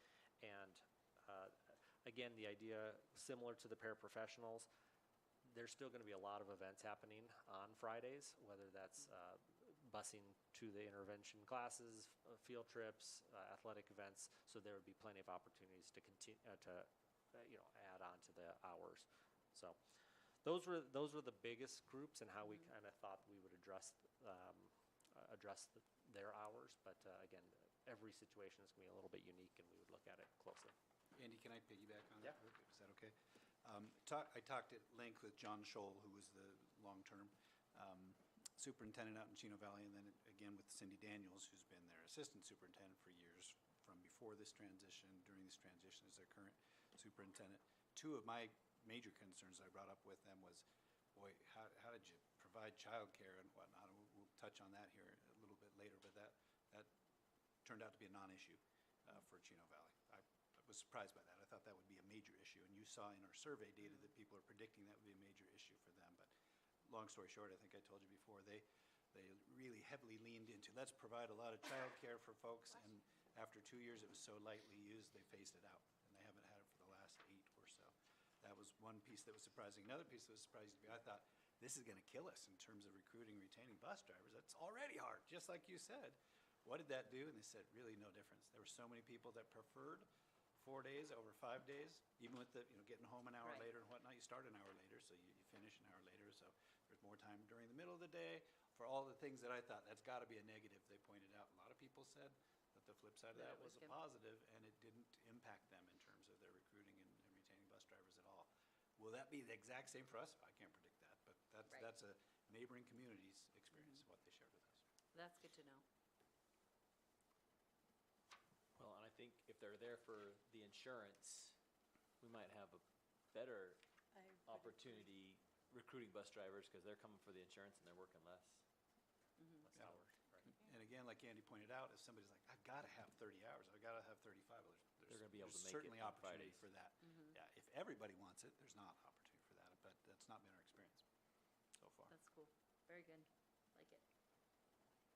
Okay, done with that one? Yep. Okay. So Friday intervention and enrichment, I know you just heard from Clark that Chino Valley did more of a daycare option. Our recommendation would to make this academic based. And after our last conversation, when we talked about 4-day week, I know Fridays were probably the biggest concern that we had as a whole. I will tell you, after really thinking through and planning out what could Fridays look like, this is the piece that intrigues me the most about a 4-day week. So again, recommendations, this has lots of potential to be tweaked and adjusted, but just on first round, our recommendation would be to eliminate summer school. I know that sounds a little scary, but it is 11 days of instruction right in the middle of the summer. Yes, it's effective. Long-term, is it the most effective use of our time and our money? Maybe not. We could take the funds that are used for that and use that to supplement Friday intervention. In a very similar format. It could be kind of like our Friday schedule is now, 8 to noon, 8 to 1 for those schools, but it would be intensive intervention or enrichment. We wouldn't want it to just be an intervention. We want to open it up to any family who would like to be part of that. Kelsey, we're looking at more than tripling the number of intervention days that we've currently got. Is that? Yeah. Yes, going from 11 intervention days to 35. So again, you're able to immediately intervene with students so that they're not falling behind. Where sometimes summer school feels like we're playing catch up from a whole year's worth, which is why, yes, it's bittersweet that we would get rid of summer school. However, the impact that that could have throughout the year to continue with momentum could be pretty powerful. Because a lot of this could be grant funded, we talked about that 21st Century Grant. There's a number of hours per week that you have to provide clubs. We could do 1-hour clubs after school and then 4 hours at a minimum on a Friday that would be paid for from 21st Century, which is some of our summer school funding and some of our, we could use tax credit and other accounts similar to that. But we would need a quarterly commitment from families because there are specific requirements in 21st Century around attendance that you have to meet in order to continue to qualify for that grant. One of our other recommendations would be to not hold Friday days at every campus, but to limit that to 1 or 2 to help implement cost savings, not only from staffing, but utilities, transportation, food service. All of those components are not open at every site. We're just condensing that, similar to what we do for summer school right now. That's only held at one site. Right now, Mile High and the high school are not part of 21st Century. We're hoping Mile High can apply next year, so we're hoping that that's going to change. But for those school sites to enable to offer this on a Friday, we would use tax credit. We could use some of the savings from going to a 4-day week, and then we do have additional summer school funds that could be used to help fund those 2 grade levels. One of the other benefits to this, I know if you talk to a lot of teachers and you talk to a lot of paraprofessionals, there are many who are having to work a second job. So Fridays would allow them the opportunity to not only do after-school clubs and provide that additional income, but then that Friday component, which could be a big deal for some of our staff to earn extra income, because that would all be additional and on top of their salary because it is supplemental. So I think we covered most of the Friday intervention components. But again, the thing that excites me the most is that immediate, consistent, intentional intervention that happens every week. So for teachers who are involved in our development days, which would be on Fridays now, Yes. then we would hire a sub if they were working with from 8 to 12. So this is one of yeah. We still. this is one of the pieces that would have to be ironed out. And that's fine. We could either do it 2 ways. One is to get a substitute who could fill in for those days, or we do it how we do professional development days now, and it's just 1 Friday a quarter that we would not offer that. And that's what Chino does. Yeah, so there's 2 ways. When they have their quarterly PD day on Friday, they tell No parents in students. advance, right, there's no Yeah. students on this Friday. That's the more Yeah, likely good scenario. question. Go ahead. Maybe I missed this, but what's the site administrators, like principals, assistant principals, counselors, what's their schedule on Fridays? Essentially the same as teachers, Okay, right? Andy didn't go through every job category. We would have to have an administrator on duty for the yeah, for the piece, Friday right? enrichment. We'd probably do that part. on a rotating basis, or maybe just ask Karen all the time. time. Okay. Something easy like Okay. that, so. Okay, We'd probably, like I Yeah. said, probably do it on a rotating basis. okay. There's about 10 of us that could easily rotate through that, so one Friday a year, two Okay. Fridays a year, something like that. Yeah, good question. Yeah. The other piece that I'll point out, Kelsey, this is great, I really appreciate that, is that we feel this basically meets the childcare need that people are talking about right now. Kids are in school through 1 o'clock on Friday. There's something for every child up to age 12 available through noon, pretty much every Friday. So if there's a childcare issue, what do I do with my kids on Friday? You send them to school through noon. It used to be 1, now it's noon. It's basically the same. In grades 7 through 12, we're looking at only the intervention piece, not an enrichment. Hey, we'll babysit your 7th grader, 8th grader as well. That's not a piece that we would look at having available. But if there's a need for academic intervention all the way through. I think my biggest concern, and I had mentioned this with you all before, is that I'm not concerned about the parents that were in favor of the 4-day. I was concerned about the parents who weren't in favor of 4-day because, Here's what they and can do. now I can see that they would still be able to have something going on, which might be better than just childcare, because Right. especially the intervention piece. So And if- that makes me feel a little bit better. Yeah. If they had their kiddo going to the YMCA at 1 o'clock before, they can have them go at noon now, if that's an issue. So I feel like we're addressing that. Again, Chino Valley leaned heavily into the enrichment / childcare piece of things that we're building in and found it wasn't used, so phased it out. We're not planning for obsolescence for that. We're planning for, if we did this would be a recommendation to you. We set that up, and we assume people would use it, and we keep doing it, but we might find all smoke and no fire as far as childcare needs that the district had to meet, or else people couldn't do live their lives. And, what we do with summer school right now is we specifically target students who could benefit from intervention. They're the first ones that invitations go out to. They get priority, and then we open it up to anybody and everybody, which is why you have enrichment and intervention opportunities. But we would, at least it would be my recommendation to continue to really try and target those students who need that intensive academic support. That's a piece I don't think in DLT or DAT we talked about in depth. Maybe we didn't, I just missed it, but instead of end loading all of the intervention into 11 days over the summer, Right. doing it 35 days throughout the year, Correct. that's an intriguing piece that I didn't even think about. So too. It's the piece that really is the most interesting to me about all of what's on here. So a little later in this discussion / presentation, I'm going to ask Kelsey to share what she found about academic impacts, right? That was another concern that was brought up by a lot of folks, very legitimate. And so we dug a little deeper, and we've got a little bit to share with you there. You want to take the next Yep. piece as well? So professional development, collaboration, that is an essential part of the culture that we've created within our schools. It is something that we really need to continue to happen. So we would have one Friday, at least that's our recommendation now, per quarter for staff development. So that's very similar to what our current schedule is. We have 3 half-days annually for data review and planning / IEP meetings that would happen in there. So we would ask teachers or teams to come in for those half-days in addition to that Friday. And again, these are just initial recommendations. We could adjust. One of the pieces that also is intriguing is right now our Keystone staff, so our teachers who are working towards certification, they're coming in one afternoon every week, and they're here until 5:30 or 6 on that afternoon. So that's a really long day for them.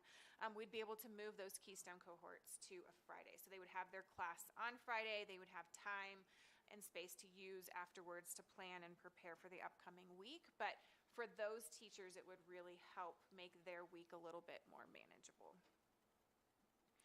IEP meetings. So IEP meetings they were a big consideration for us because typically we have anywhere from 1 to 3 happening at a campus per afternoon, and that's the normal. That's pretty regular. So we'd be eliminating some of that time that we'd be able to do that. So there'd be some really creative ways to accomplish all of those requirements. We could, typically we haven't had them on Fridays just because of scheduling purposes. Most people don't want a meeting on a Friday afternoon. So that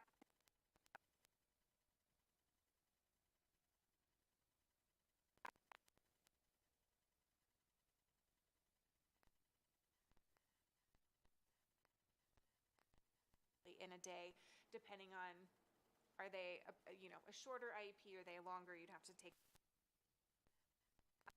And then we would get creative with those afternoons, making sure that we have all of the time that we need to make sure that all of those meetings are happening just as needed. Questions about anything so far? Okay, I'll take the next one just really quick. There's some potential advantages in the annual calendar. We wouldn't have the half-day Fridays that for some people are problematic. But you'd still have that for the people who are taking advantage People who of choose Friday. that, right? Right now, people don't get to choose. If you want to come to PUSD, you send your kid to school on Friday, and we finish halfway during the day. And some people love that, like, super, extra time with my kids, weekend longer. Some people hate that and just excoriate us over that. So it would be up to people now. If they want to take advantage of the childcare thing and then have their kiddo go to the YMCA or whatever afterwards, they could do that. But eliminating the half-day piece would be an advantage for the families who've said that that doesn't work well with their work schedule. The other piece, of course, is right now we've got three or four PD days scattered throughout the year. Remember, there's one on September 4th. Remember, there's one on October 30th, that kind of thing. Eliminating those and standardizing it to whatever it is. It's the first Friday of each quarter, something like that, gives people a little bit more predictability in what that looks like. I know as a principal, you probably have the same thing. We'd have a PD day. We'd always have a parent come drop off their kid at a biojet and think, oh my gosh, we communicated this for 3 weeks. There's no school today. How come? PD day, we've been telling you for 3 weeks. Sorry, you guys. This would add a little bit more predictability to that, so it might be an advantage for people. And then, like Kelsey mentioned, we'd shift from 180 mandatory school days to 144 mandatory school days. That's set by the state. And the summer would be the same amount of time. I'm not sure where that concern came from. I've heard a couple people say, you're going to eat into our summer with this. This changes to something. No, it doesn't. Exact same start time, exact same finish time. I promise it's okay. Just a couple other HR considerations. Currently, all our staff, all our full-time staff, I should say, receive 80 hours of PTO. More or less considered 10 days is kind of how they view it. But so it would still be 80 hours, and if they take a day off, they would use 10 hours instead of the 8. So that really wouldn't change much, but we would just clarify that. And the second bullet, there's really, I mean, the reality is we do see higher staff absences on Fridays, and often that's due to scheduling appointments and things like that. And so we believe that with that Friday off, we would see better attendance Monday through Thursday, which of course would be a savings with our substitute costs. That's again what we've seen with other districts. Okay. I think I've got the next couple. Another thing that we really look into and have this is for you as you're looking at things. For the most part, as we started to flesh this out, I'm on the fence about this. You probably know personally, I'd rather look at some other options for making teachers' lives better. One would potentially include going to our community for an override. I think trying to push this initiative forward plus an override for it at the same time is not something that's workable. I'd strongly recommend against that. And my personal thought is probably try to do the override first. We can talk about that more later. But anyhow, as we looked at this, a lot of fleshing this out recommends it more and more in my mind at some point in the future, potentially. Here's something that is maybe on the other side of that. So Friday, it is true. If you look at Mondays or Tuesdays or Fridays or whatever, Friday has the most missed school for sports and activities by a long shot. But it doesn't outweigh all the other days, put together, right? So if depending on what activity you're in, if you're in football or if you're in drama or the band or whatever, you're probably going to miss less school if we go to a 4-day week for activities. But if you're in any of the other activities, if you're in volleyball or baseball or softball or tennis, something like that, you're likely to miss more school, right? If sports matches in Phoenix start at the same time, then they certainly would, and school is an hour longer for us, you're going to miss an extra hour of school every time you're gone. That's particularly on the high school level. If you look at the total number of kids involved in Friday things and sports plus other activities, it maybe balances out. At Mile High, it doesn't balance out. At Mile High, most everything they do is Monday through Thursday as far as sports competitions, and every one of those kids is going to miss additional time. You can see how I've kind of lined it out there for you.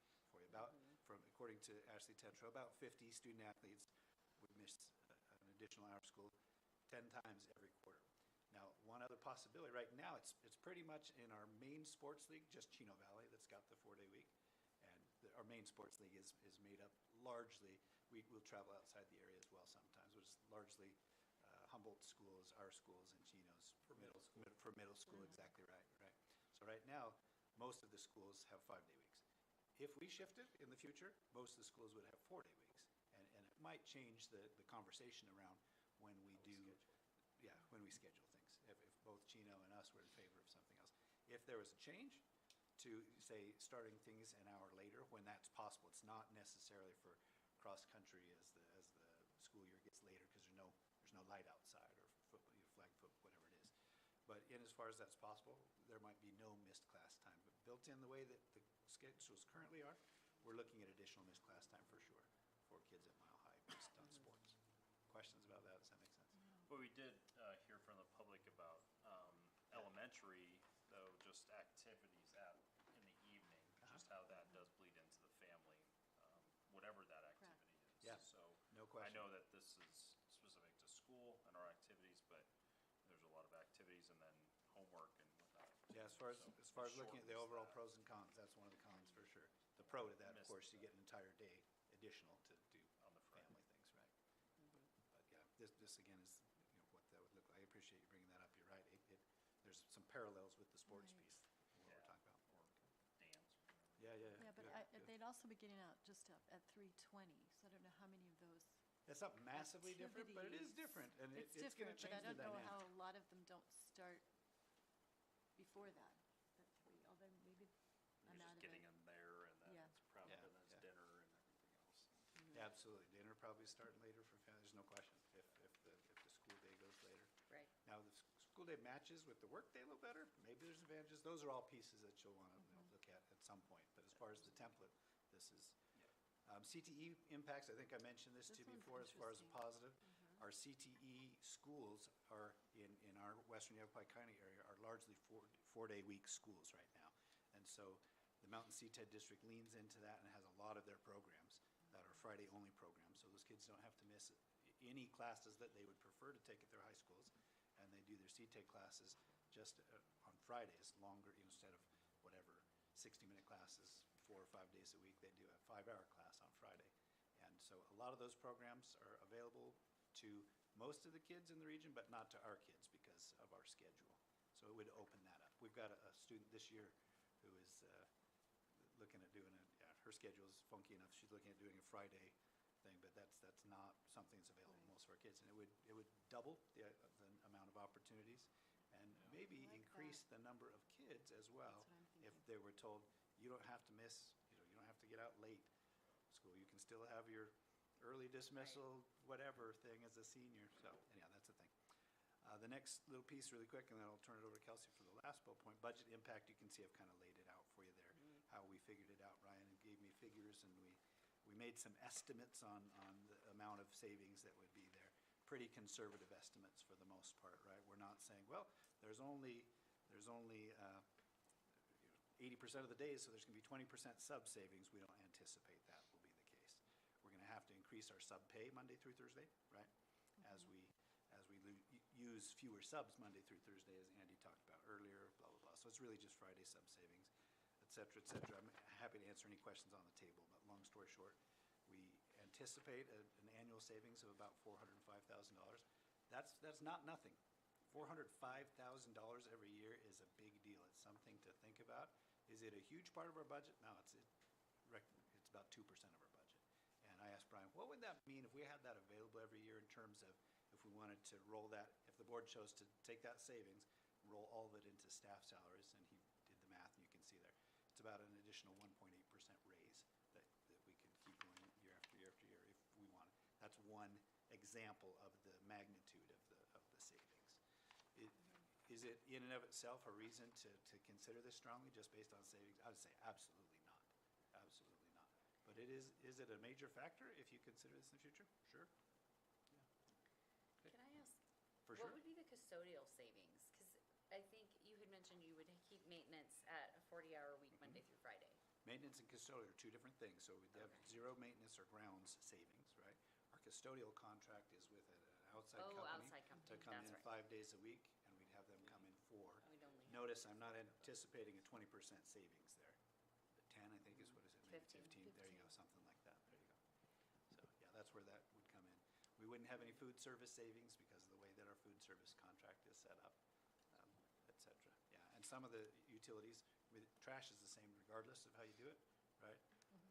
Water savings, most of it is going to irrigation anyway, so we're looking at 95% of the previous water usage, even if we shut down 5 of our campuses every Friday. With maintenance, part of the benefit of them being on a 5-day contract is they can do things on Friday that they cannot do during the school day. I mean, right now, there's times where they're coming in on Saturdays, or they're waiting until, 4 o'clock in the evening in order to do things so they're not disrupting the classroom. Or they'll do something they didn't think was going to disrupt the classroom, and it turns out that's really disruptive. And it does. Will you please stop breaking tile off the girls' bathroom in the 300 hallway because we're trying to have biology class right next door. So really, to wrap this up, you can see that there's some pros and cons throughout here, but one of the factors we had to put a little more emphasis in was looking at, would a 4-day week impact academic achievement? We cannot afford to lose the momentum that we have with academic achievement, and so there are quite a few studies out there around 4-day week and academic achievement. There's also some around, satisfaction of those who work in a 4-day week, and that's a little bit separate. But really, from everything that I've read and the research that I could compile, it really said that if you can implement a 4-day week with very careful and purposeful planning, with no loss of academic time, you can kind of maintain status quo, or you can make academic gains. Those are the two trends. They're not seeing that there's a decrease in academic achievement as long as there's lots of careful, thoughtful planning that goes in. And when I read those, really right now, especially with the work that we've done over the last few years to kind of revamp our processes and our procedures, most of our heavy instructional components are happening Monday through Thursday. We're doing some additional intervention on Fridays. We're doing catch-up on Fridays. We're doing some of our assessment components on Fridays. The majority of our core instruction is not going to change. We've done a lot of work that a lot of what we're doing right now can carry over into a 4-day week without losing any sort of momentum. The other piece that was interesting, again, it's why I said it was so intriguing, that Friday component, is those students who need additional support get it immediately. And because it's so long, you have a 4 to 5 hour day, that's intensive intervention that we're not able to provide. We're providing intervention during the day, but that's 5 additional hours targeted at what those children need all of the time. So if you're leveraging that time and really continuing to support teacher collaboration, you can be really successful in this model. And again, we said collaboration is an essential part of what we do in this district right now. The other thing I thought was interesting was that well-structured 4-day weeks can maintain or slightly improve test scores, particularly in older grades. So more of an impact on our older grades, which again is where you start to see some of those declines in state assessment data. So if we could help there, that would be a benefit. The last piece really is, if you think about it, if you have Fridays where teachers know that they are not working that day, they can schedule appointments that day, they can take vacations that day, you're minimizing or reducing the number of substitute teachers that are needed because teachers are carefully planning. There is a reduction in absentee rate for teachers with these models. That's something that they see consistently, which means you have a certified, qualified teacher in front of kids more than you might right now. And we know the biggest impact on student achievement is the teacher in the classroom. They're going to make it or break it for those kids. So to me, again, that's another piece that's worth considering as well, is how often and how frequently we have the best teachers in front of our kids. We have some spectacular guest teachers. Absolutely. I want to make that clear. Yes, we do. But not every guest teacher is spectacular. I can probably say that honestly as well. Thank you for stating that. Yes, I did not say that. But Kelsey's right. That continuity, though, super important, right? I mean, even if they're both terrific teachers, regular teacher or substitute teacher, just the continuity of this is what Mrs. Robertson was doing Monday, Tuesday, and Wednesday, and if it's Mrs. Robertson on Thursday, there's just a better level of learning than if it's somebody else who's great but comes in and says, what was this kid's name and what did she want me to do at 11 and that kind of thing. So bottom line, if you structure it well and you train teachers, you offer that collaboration time, you have opportunities for intervention, you will not see academic declines. My personal takeaways after we fleshed out this template for you were, maybe, It's more intriguing than I maybe.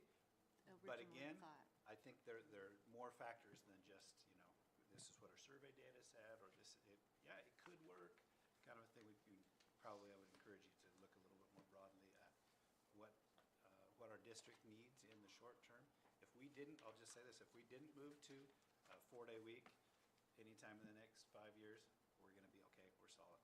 If we don't have more funding anytime in the next 5 years, we could be in trouble. So if you're looking at pushing for one or the other first, my recommendation would be to strongly consider a solid plan for going to our community for an audit, seeing if that works first.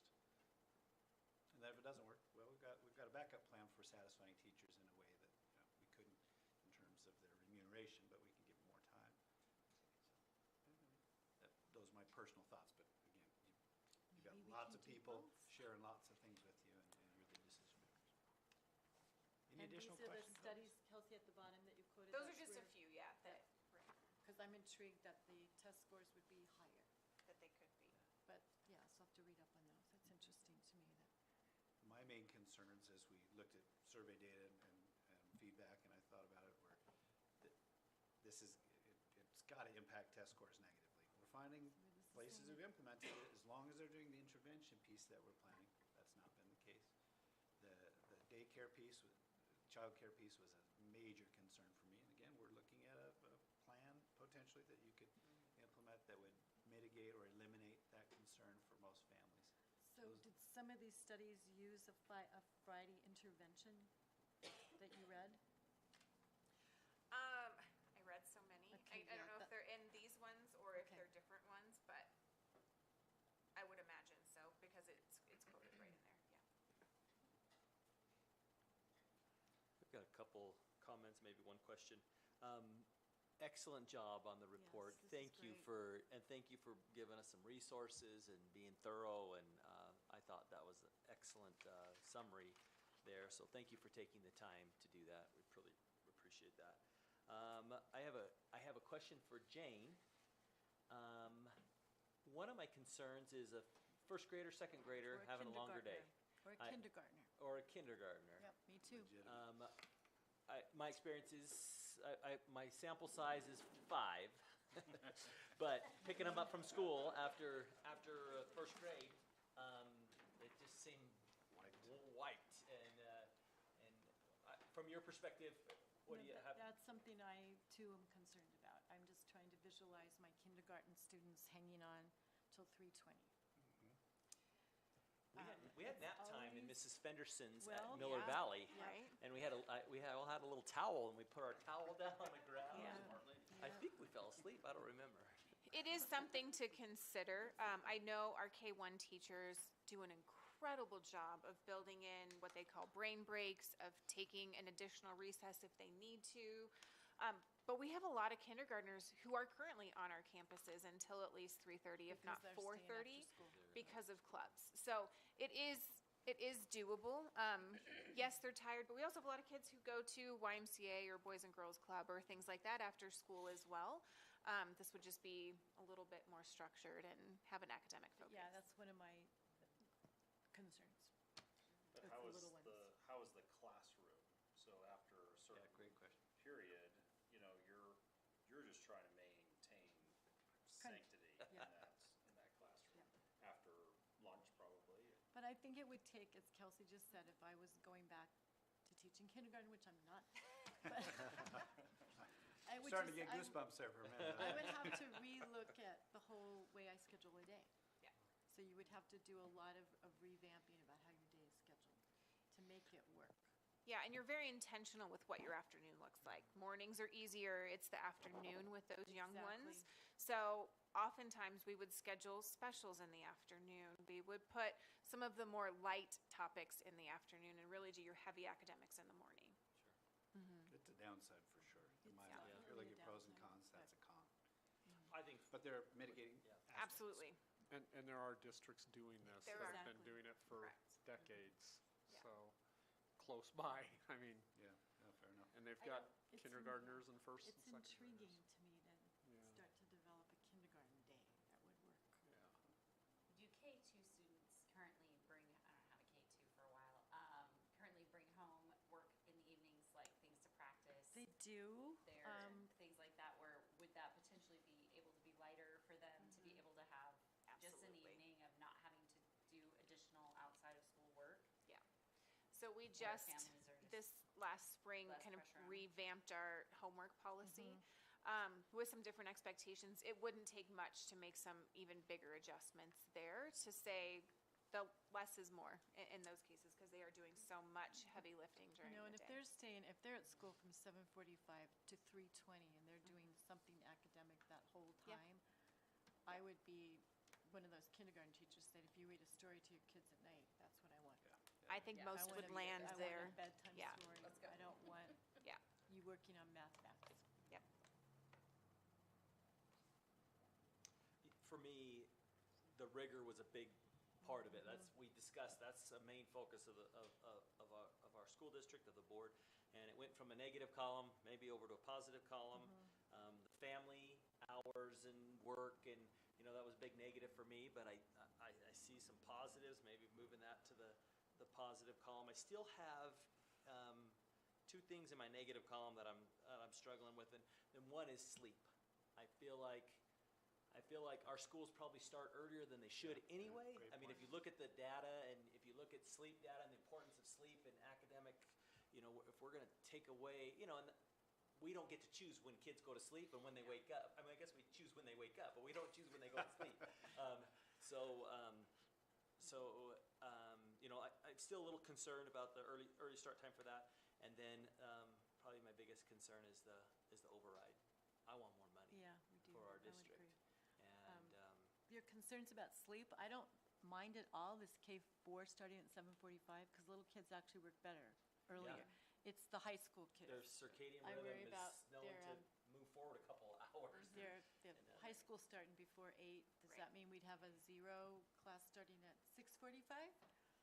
Well, Mr. Neely had some thoughts about that originally, right, of shortening that early bird class a little bit. But again, there's some adjustments that can be Yeah. made there. We could swing high school differently, and we could even decrease their daily hours by 10 minutes without overall losing a ton of instructional time. So there is still some adjustments that could be I made. don't worry about the K4s, because they're up at 6 o'clock in the morning anyways.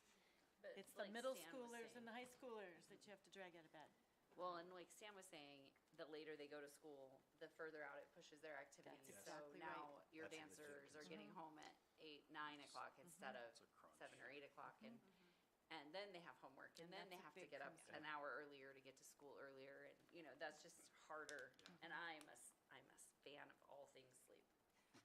Yeah, whether you're a kid or a teacher, or probably for most parents, Monday through Thursday is not quite as good as it used to be.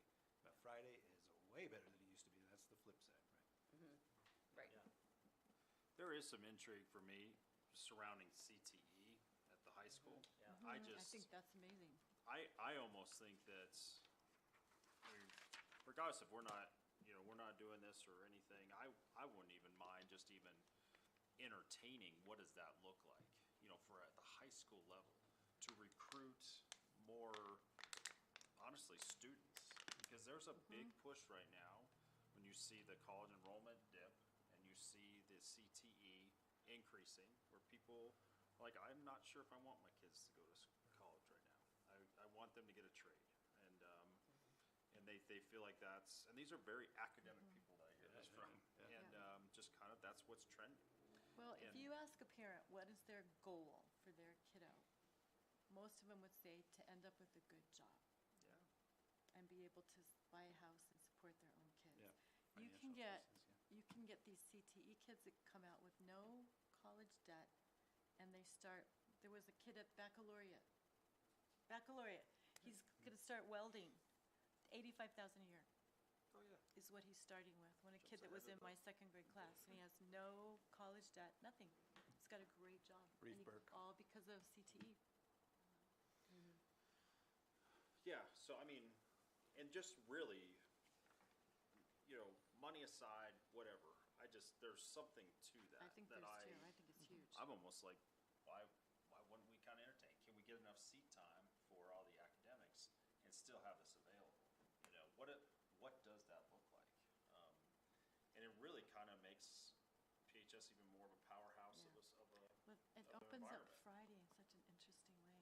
It's Yeah. almost like CTE day for some of these kids who But- couldn't do it otherwise. But I am with Brett. I think timing wise, just with the bond override Yep. potentials, we're not in, financially, we're not in a bind. We are recruiting and retaining teachers well. I get where there are a lot of pros if we have to go to this and that we can work through. But I'm just, where I'm at right now is it, kind of, it simmers. Until we work While on we the figure override. out the override, and, that's just where I'm leaning. But again, I'm not opposed to entertaining a CTED option, for high school, and just making a premier high school even more premier than it is. The intervention piece is a big piece for me. I love I that love for that our too. struggling kids. So I good. think it would be huge. Well, we wanted to give you something solid to chew on if you wanted to approach this in the future, to really consider in the future. Did we meet that expectation? Yes, Faith? absolutely. Okay. Yeah, I'm feeling a lot very better good. about it than I was Information before. at the end, like, So I was can't- really worried. I about do it. think, Can't chew on anything else. I'm so full. the idea of looking at the bond override first is a better approach. I think the political aspect of this could really hurt us going forward if we are looking to try to get a bond override. And that doesn't say that this can't be something, but maybe we just need to take that year and discuss those options first. If we're going forward with that, get it in place, and then we could come back to this. Or we could, if it's possible, to do a hybrid type thing and look at, this is a specific targeted approach we want to take with one school. for a reason, not necessarily the Not, funding. not piece. not for anything that's, built on something people could misconstrue as, oh, you just want to give teachers more time off, or you just want, we just don't want to make that what we have to fight off, I guess. Yeah, and I know last time he asked, well, what's the feedback we want to give to the teachers? And because they're asking, and and obviously rightfully want to give them an answer, but I'm concerned for public perception. And, because the first thing is going to be, holy cow, they hardly go to school anyway. Yeah. They hardly work anyway. We hear that anyway. We But do it's hear not, that. it's not fair, but that's what's going to happen. And so. And perception matters. Absolutely. And one thing, Stan, you just said a few minutes ago, like, we're not in a dire situation where we need that. And I almost argue the opposite. Like, our situation is so dire that this doesn't solve it. Like, we need a much bigger solution That's a good point. that is more permanent and a longer-term solution. Not that a bond and override are permanent, but, they're a much longer-term solution in the sense that, yeah, we could save $400,000 potentially, but we also, that's not enough. Like, it's not really a drop in the bucket compared to what we actually need in order to really, really accomplish what we want to accomplish Yeah, well as said, a Jen. school district. Well said. So it just isn't, it's just not financially enough of an impact to say, wow, that's going to make a big difference. The last thing I want to bring up too is just kind of this impression, it's again, impressions that are out there, is, no matter all the great work that you put into this and how much positive there is with it, there's going to be the view out there that some families are going to say, well, I have to have my kids in school on Fridays. And that 75% that wants a 4-day week, that's a nice to have. That 25%, that's a need to I have. would agree totally. And so you might have to kind of adjust your expectations and go with maybe not what the majority is telling you, because a nice to have versus a need to have that's going to weigh things differently in my mind when feel like you solved it well, though, I think to so, Yeah. allow for too. enrichment. I love the intervention And aspect the of it. only reason I say that is because this is gonna take a lot of explanation for people to understand that we're gonna meet your needs, it's okay, but initially, they're not gonna see that, and they're gonna throw up blockage. I think also to, we need to be able to answer the teachers that really want this and to explain to them that our bigger picture is to get them more pay, get them more benefits, to try to pass the override first. All of us have limited resources and they're always time and money. And if we can solve the money thing first, then maybe we could look at the time thing second. That's all good feedback. Would you like us then to include on our next agenda discussion, initial discussion? We probably don't want to go too deeply into that tonight because it's not agendized, but about what, Bond or override. yeah, what an override and a potential bond could look like. We want to give ourselves lots of runway if we're going to be successful. I think we need to see that We gotta start talking. Okay. sooner rather We'll than agendize later. that for our next meeting then if you. We'd like if to you'd like. direct staff to prepare that for us. Yeah. Is that what we do? In 2 weeks. Yeah. We're not going to Can you have figure that out something in like 2 this. weeks? I for want, this I table. want this kind of quality presentation. No, this is very good though. I loved it. Yes, thank you I think 2 weeks might not for be taking enough that time. 2 weeks might not be enough time. Yeah, Should we do for it them to come up with time. If you'd like. Yeah, we'll Although- hold So off for that. just an initial conceptual, you Yeah. start put it on the asking agenda. questions that you'd like us to get data around you go. for you. We can Yeah. absolutely do that. Do a discussion there. Okay. Awesome. Well, Good, that's good. a great segue into future agenda items. So let's do, we'll put it in kind of a discussion item as far as bond and override looks like. I know we tabled the calendar, so for the next So one. we'll bring that back with That's going to come back next. more accurate look at what it would look like.